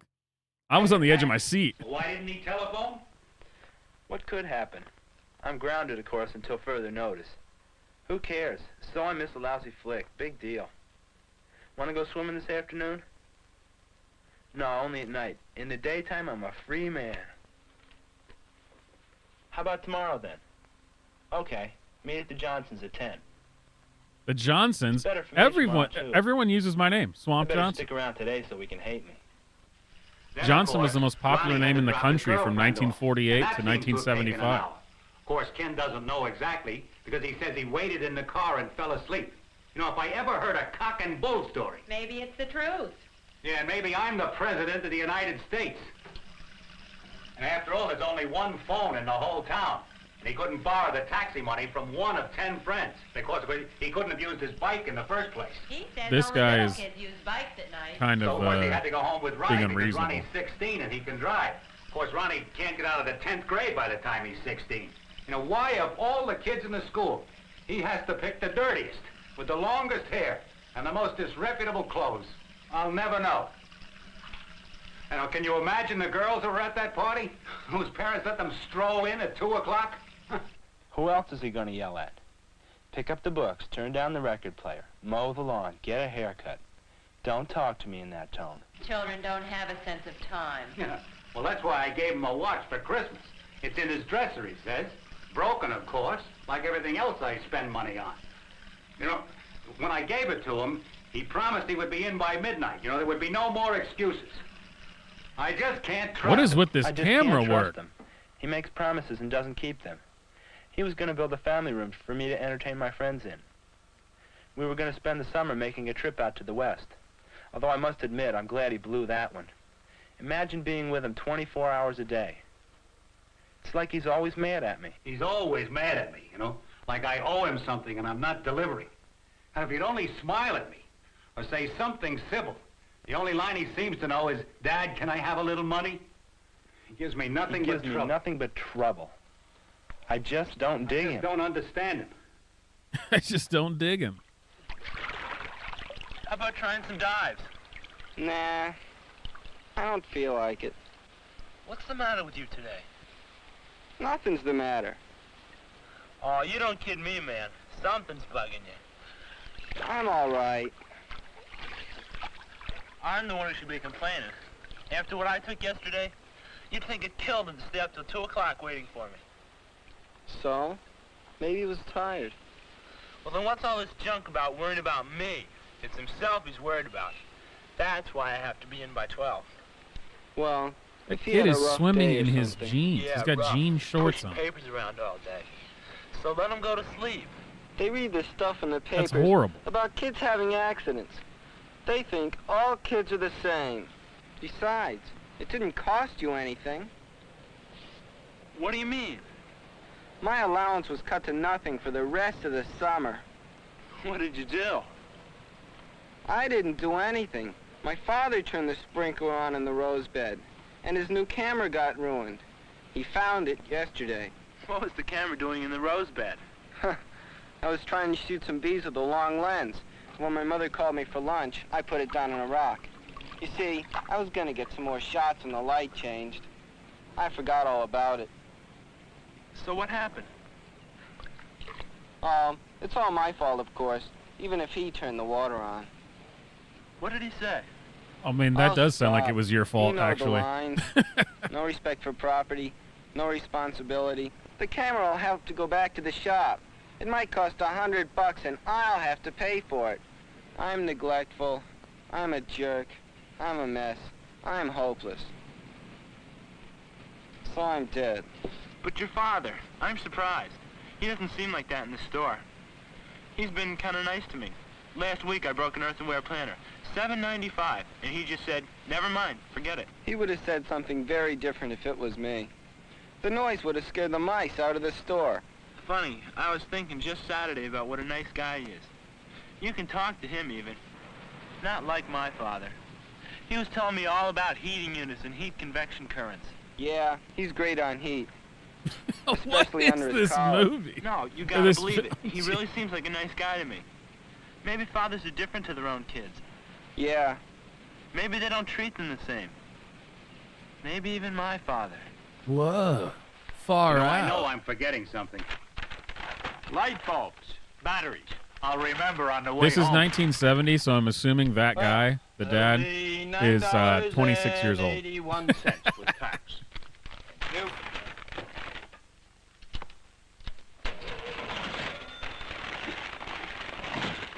Just saying, people Hey, looked I older meant to back ask then. You, how's Ken doing? Is he giving you much trouble? Trouble? Not at all. That's a fine boy you've got. He's got a great head for figures, too. My kid? What do you mean? That I dumbass? started him in the stockroom. That dumbass? Sorting merchandise. Then I discovered that he could check invoices.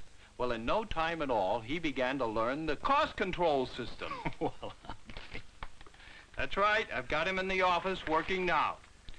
He's doing a great job. You know, no wonder I haven't seen him around here. I've been in here on Saturdays. I thought he would have told you. I even gave him a little raise. Help him buy that guitar he wants. Guitar? Oh, well, maybe I shouldn't have mentioned it. But that's what Ken is really working for this summer. Maybe I shouldn't have mentioned it. he Please had a don't kick fight his with ass you from about here to money. Timbuktu. Didn't want to ask you to pay for it. Well, that is, we didn't exactly have an argument about money, but you know kids these days. One day they're dying for something, the next day they've forgotten all about it. Sure. Yeah, that's kids but these Ken days. seems different. He's serious and reliable. He gets in here on time, and he isn't too hurried to leave at night. You know, he's the first kid I've had in years that I could really trust. I had my own boy working here last year. It was more trouble than it was worth. And instead of trying to work with him, I just kicked him to the curb. Absolutely amazing. Carson down at the hardware store was telling me about Ken. Says he's got a good head for figures. Says he's the best kid he ever had working for him. I could hardly believe my ears. Ma, call a doctor. Get an ambulance. What's the matter? Are you hurt? No, it's Ronnie. I think he's cut his finger off. Well, where is he? Hurry, Ma. He's bleeding terrible. Now, you better call Dr. Raines. Oh, boy. All right, now, Ronnie, hold your hand up. Good.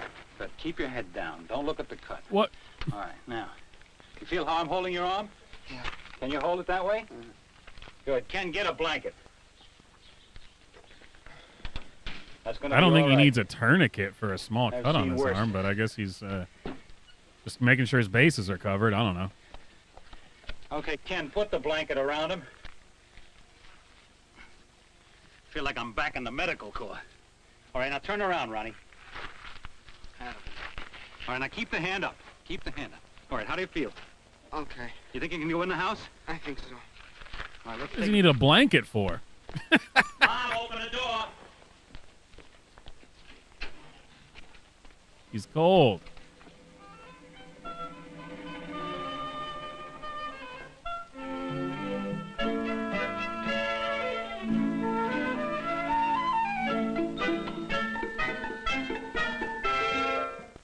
Well, now that was just highly informative. All kids suck. I think that's what we were trying to learn. If it's your kid, then the kid sucks.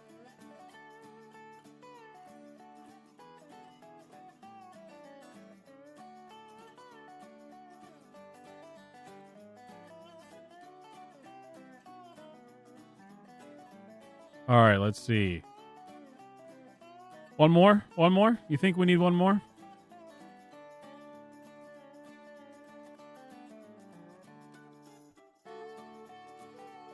I got the capitalism one from 1948 pulled up.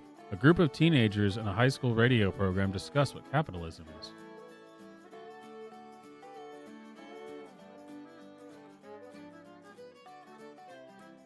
It's not actually a radio show. It's a short film. That's the premise of the short film.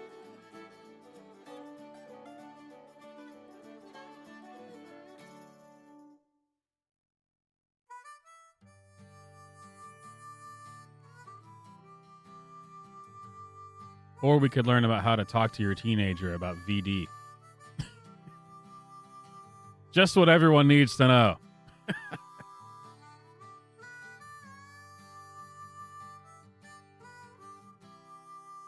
The Fun of Making Friends from 1950.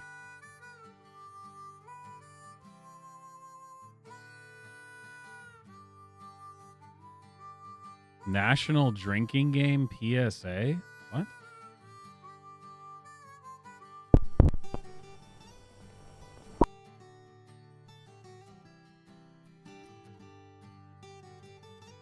The disembodied voice shows up at a lively party and manages to make everyone feel bad about drinking by having them play the National Drinking Game, a quiz to help determine if a person is an alcoholic.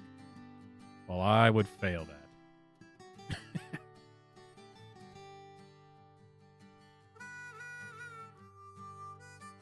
Are you ready to find out if you're an alcoholic? This is a short one. It's only a minute.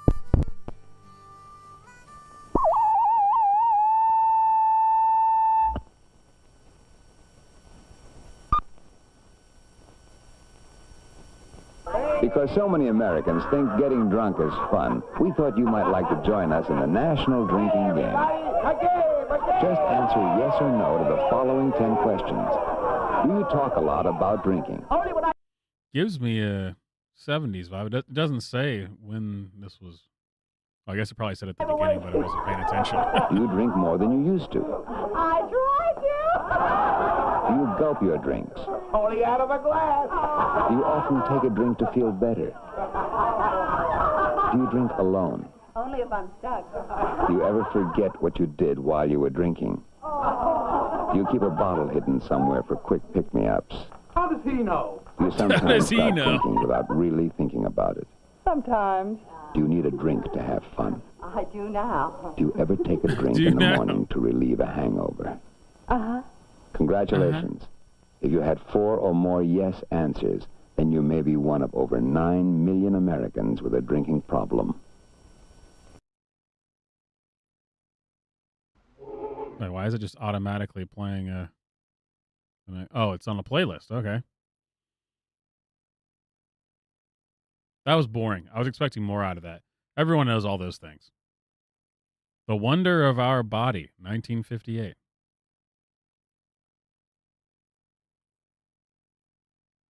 Dynamic Posture. Responsibility of American Citizens.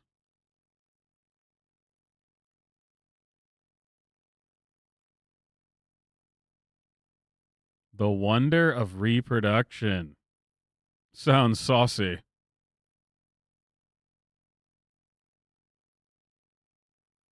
The power of Congress.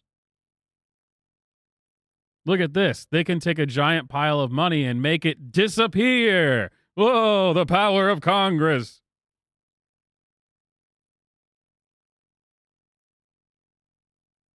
We could check in on the sax squatch. See how stream's gone. It's going good, I see.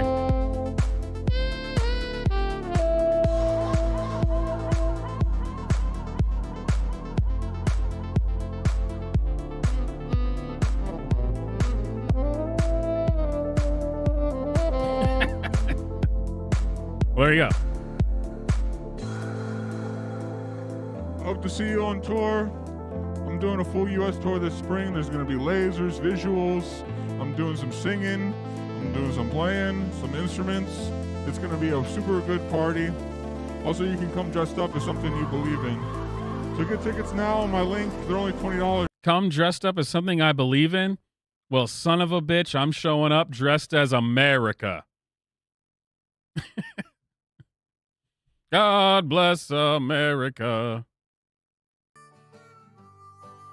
All right, that one didn't count because it was only 1 minute. The capitalism one could be interesting, but I feel like I should have done that early on. Now I'm just looking for goofy stuff. How about how to improve your personality from 1951?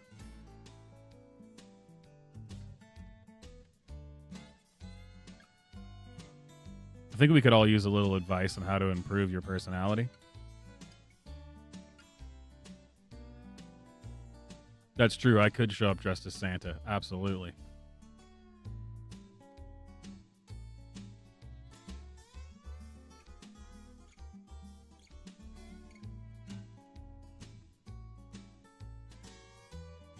Because I don't know if you guys know, but I'm a Santa believer.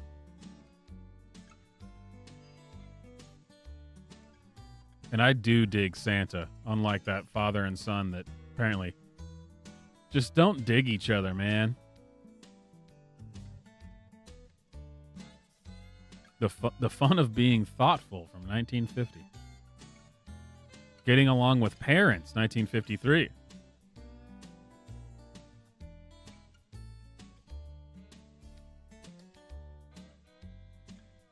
Bernie Sanders interviews mall punks, 1988. What? What? Oh no, here we go. This is the one. I'm gonna save that Bernie Sanders thing for sure. But we might go over that on like a Friday stream or maybe in Tomfoolery or something, because that sounds like something I need to watch.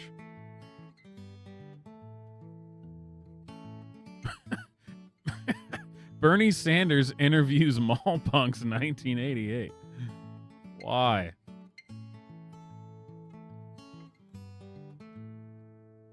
These look like mall goths. Excerpt from the full Bernie Speaks with the Community episode. Interview with Mike Mallpunk Blair, 2019. Oh, who cares about 2019? Let me see the 80s. Dude, this would be a good one to watch, I'm sure. Bernie Sanders. We'll still have a majority. We won't. We'll be in the minority, but we'll still have veto power. There were 12... How does he look 86 and 88? How long has this guy been 86 years old? ...ballot items that the people of Burlington voted on March 1st, and I want to thank the people from their apartments for no reason whatsoever. And they could be good tenants. They could have been paying their rent for 20 years. Okay, we're still here at the Burlington Square Mall, and we're talking to Chris Hansen, who is a visitor from that foreign country called New Hampshire. And Chris Hansen? From To Catch a Predator? What is this exactly? cctv.org published channel 17/Town Meeting TV. Well, that's just this channel. Where was this originally from? I guess it is. Channel 15. 1988.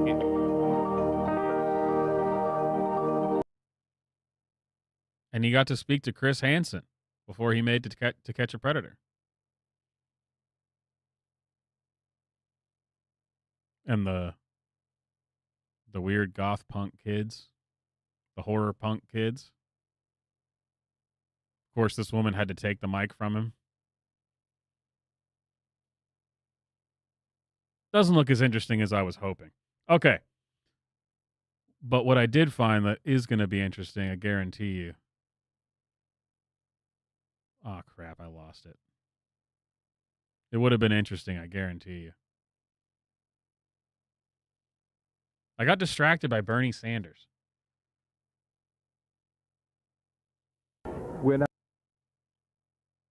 Here it is. The self-image film, If Mirrors Could Speak, 1976.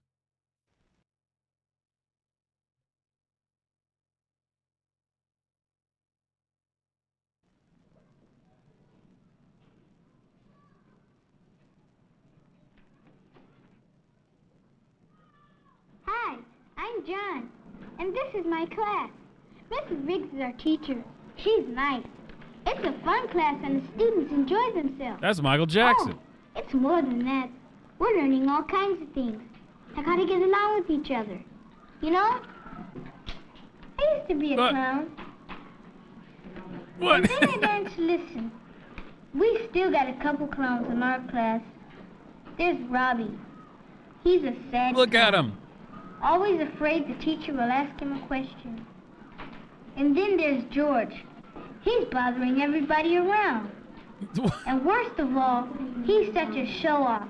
He's a loudmouth clown. Oh, wait, how is a kid And that then fat there's going to be a Lori. show-off in 1976? You can't tell what she's thinking, but she thinks nothing of cheating. She tries What to get a away with weird everything. thing this is. Wait. Well, I didn't look. What is this? Okay. In hopes of keeping kids' attention, social engineering films would often use supernatural elements to make their points. In this film, we see a magic talking mirror that reflects bratty kids as clowns. Most of the misbehaving kids understand. Okay, but I wanted to see, like, what was this made for? almost everything. What is the capital of California? San Francisco. Wrong. Robbie? Robbie? Never mind, Robbie. How about you, Lori? Sacramento. That's right, Lori. However, I think we ought to thank Jimmy for giving you the answer. I told you, teacher's not dumb. Put your books and papers in place before you leave. Have a good lunch. When does the mirror come in? I am so confused.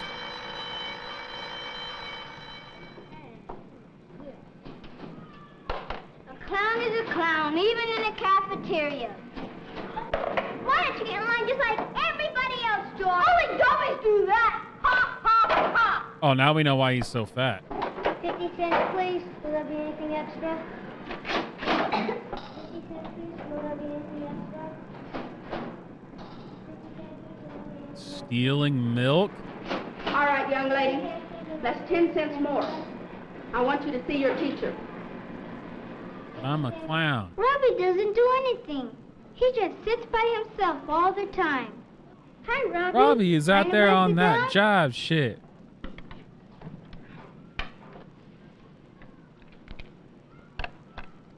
This sandwich is delicious. How's yours? What is this? I feel like we were dropped right in the middle of it. Wanna play some I ball have no after idea lunch? what's happening. What is this?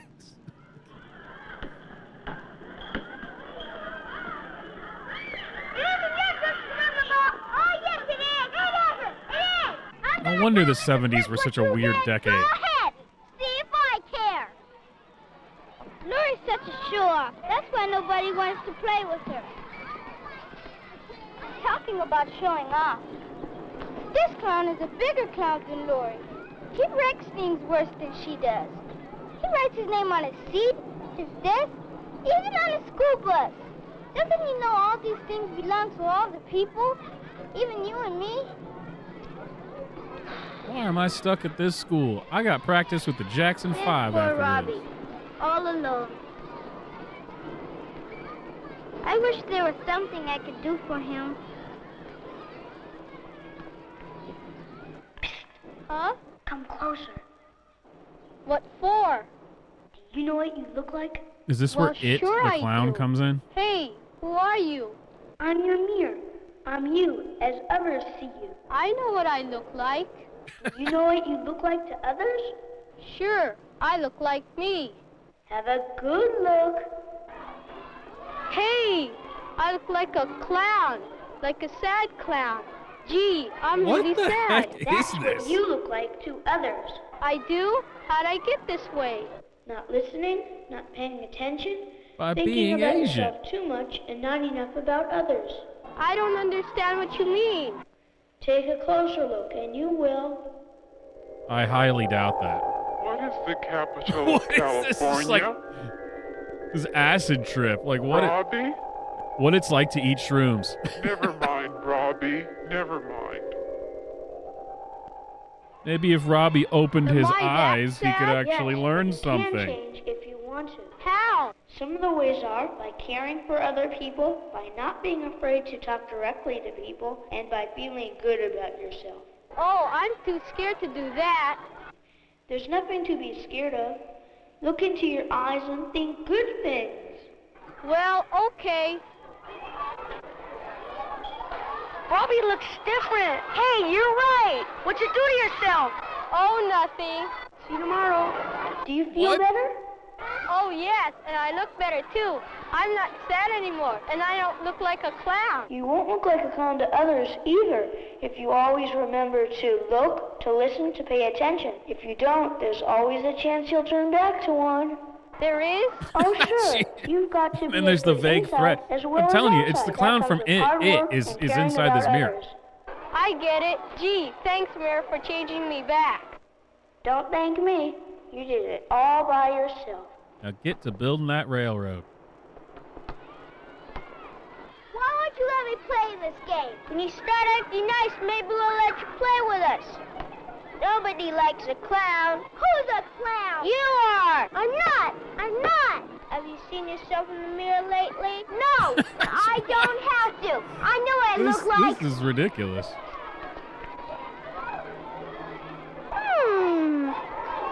I thought I saw a clown. Well, it looks like it can't be. I feel like if I was to watch this as a child, I'd be more confused than I am right now. Who's that? It's you. What do you mean it's me? I am you, and you are me. Have I always looked like this? Only when you're I not am you nice and you to are me others and we are do all. bad things. What is it? Do I have to go around for the rest of my life looking like this? No, unless you want to. Honest, I really don't. Then think how you were. How do I do that? By trying not to hurt, cheat, or lie anymore. I never did anything bad. You are the walrus. Look at yourself real close.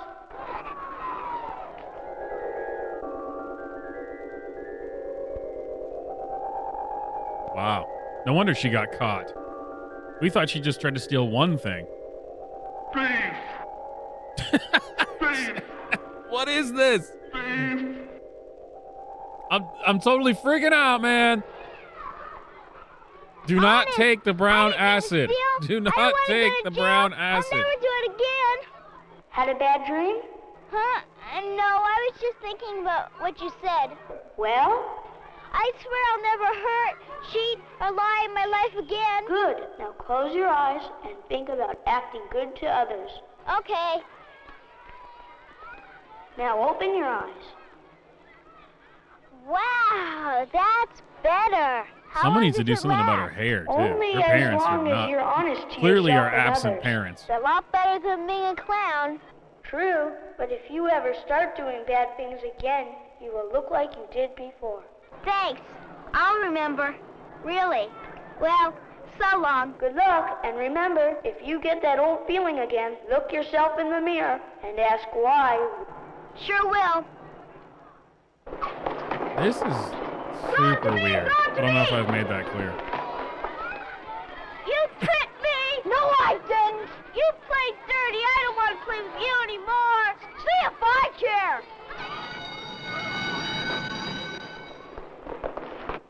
Dude, in 1976, that kid is essentially 300 pounds. Sure, always do. Ever thought what you look like to others? No, never thought of it. Hey, you're a talking mirror. Know any other tricks? I'm not a trick mirror. What you see is what you are. Well, I see a clown. That's right. I can't change the way you act. Only you can do that. You mean I'm a real clown? No, a bad clown. I am? Sure. You've been a pest ever since you've been in school. No, really? Don't you want to change? What for? You mean you don't want him to change to something other than a bad clown? I'm not a bad clown. George really wants to change, but doesn't know how. You know, some people see it, some people don't. Take Lori, for instance. Doesn't she look different? She's learning to listen and learn. The kids like her better. Wonder if it's gonna last. And Robbie, he's not sad anymore. See how proud he sits? See how good he is at math? For a change. Gosh, I hope he stays that way. And oh well, George, there's always one, isn't there? Some people never change. I don't know. Maybe they really want to, but they're sort of afraid to change. When is the last time you had a good look at yourself in the mirror?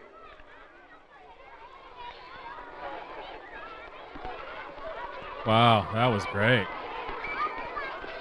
That was a powerful message. I totally, wow, well done. That's just fantastic. Oh, wow.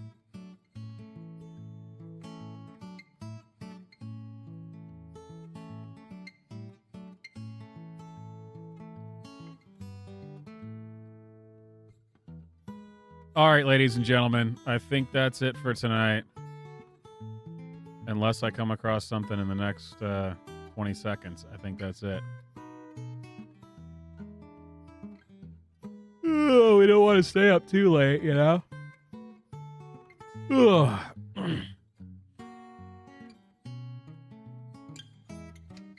Oh, it's only 8 o'clock. Never mind.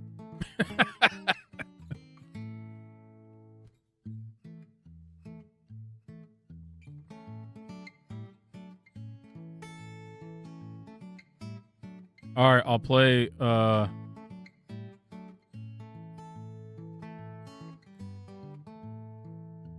one last little ditty to play us out. Ladies and gentlemen, for your listening enjoyment, Grandpa Jones. Well, we've had folks from the country and we've had folks from the city, but we've never had anybody from the mountains on our program. So I guess it's about time to get one of those fellas out here, and I'm speaking of Grandpa Jones. Hey! Hell yeah! Thank you, Will. Thank you very much. I want to sing a little tune here that I learned from a bald-headed uncle of mine. He was so bald-headed that he had to draw a chalk mark up here to tell how far up to wash his face. Well, me and him was a rabbit hunting down at home. We used to go rabbit hunting a lot of times, and... Oh, wait a minute. I didn't realize... So this is Mountain Dew that I was about to play, but I didn't know we had this one instead. By the way, my this favorite, next my young fellow personal we have favorite coming out from here may Grandpa not be Jones. So beautiful. Come to think of it, he may Sorry, not be so sorry, young guys. either. But he's a great entertainer, and I'm sure you're going to enjoy him just a whole lot. So how about a great big rousing welcome for Grandpa Jones?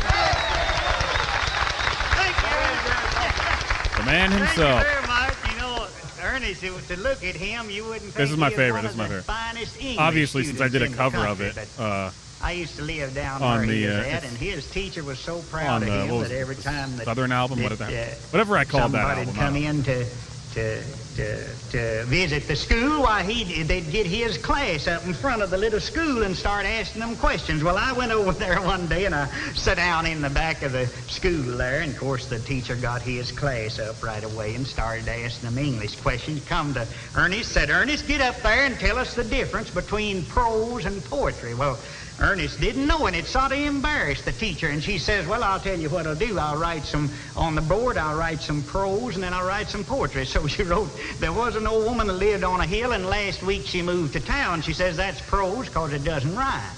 Then she wrote, there was an old woman lived on a hill, and if she's not dead, she's a-living there still. She says that's poetry because it does rhyme. Ernest says, I understand that all right. So the next morning she thought she'd catch him on it. She says, Ernest, get up there and tell us the difference between prose and poetry this morning. Ernest jumped up and he said, there was an old woman that lived by the well, and when she died, she went to, what do you want, prose or poetry? Here we go. Are you from Dixie? Hello there, stranger. How do you do? There's something I'd like to say to you. Now, don't be surprised. You recognize I'm no detective, but I just surmise that you from the place where I long to be. Your smiling face seems to say to me, you're from my homeland, sunny homeland. Now tell me, can it be that you from Dixie? I said from Dixie. Where the fields of cotton beckon me, I'm glad to see you. Tell me how do you and the friends I'm longing to see. Are you from Alabama, Tennessee, or Maryland? Anywhere below the nation Dixie. Are you from Dixie? I said from Dixie, 'cause I'm from Dixie. Well, it was way back in '89. I crossed that old Mason-Dixon line. Now, gee, but I'm yearning, long to return to that old place that I left behind. Well, my home is way down in Alabama, on an old plantation near Birmingham. But there's one thing certain, I'm always flirting with those southbound trains that run to Dixie. I said to Dixie, where the fields of cotton beckon to me, I'm glad to see you. Tell me how do you and the friends I'm longing to see. Are you from Alabama, Tennessee, or Maryland? Right below the Mason-Dixon line. Are you from Dixie? I said from Dixie. Oh, I'm from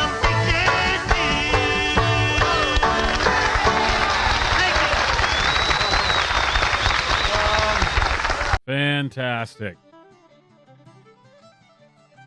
I'm surprised they didn't stop the stream for that, because that will get a copyright claim for sure.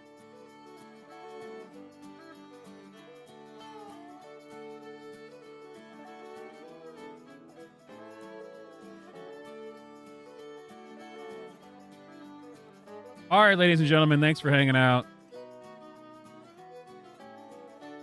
Make sure you like the stream, of course. Be subscribed. There's a Discord, blah, blah, blah. All super chats from now and through the first week of December will go to Bog's birthday.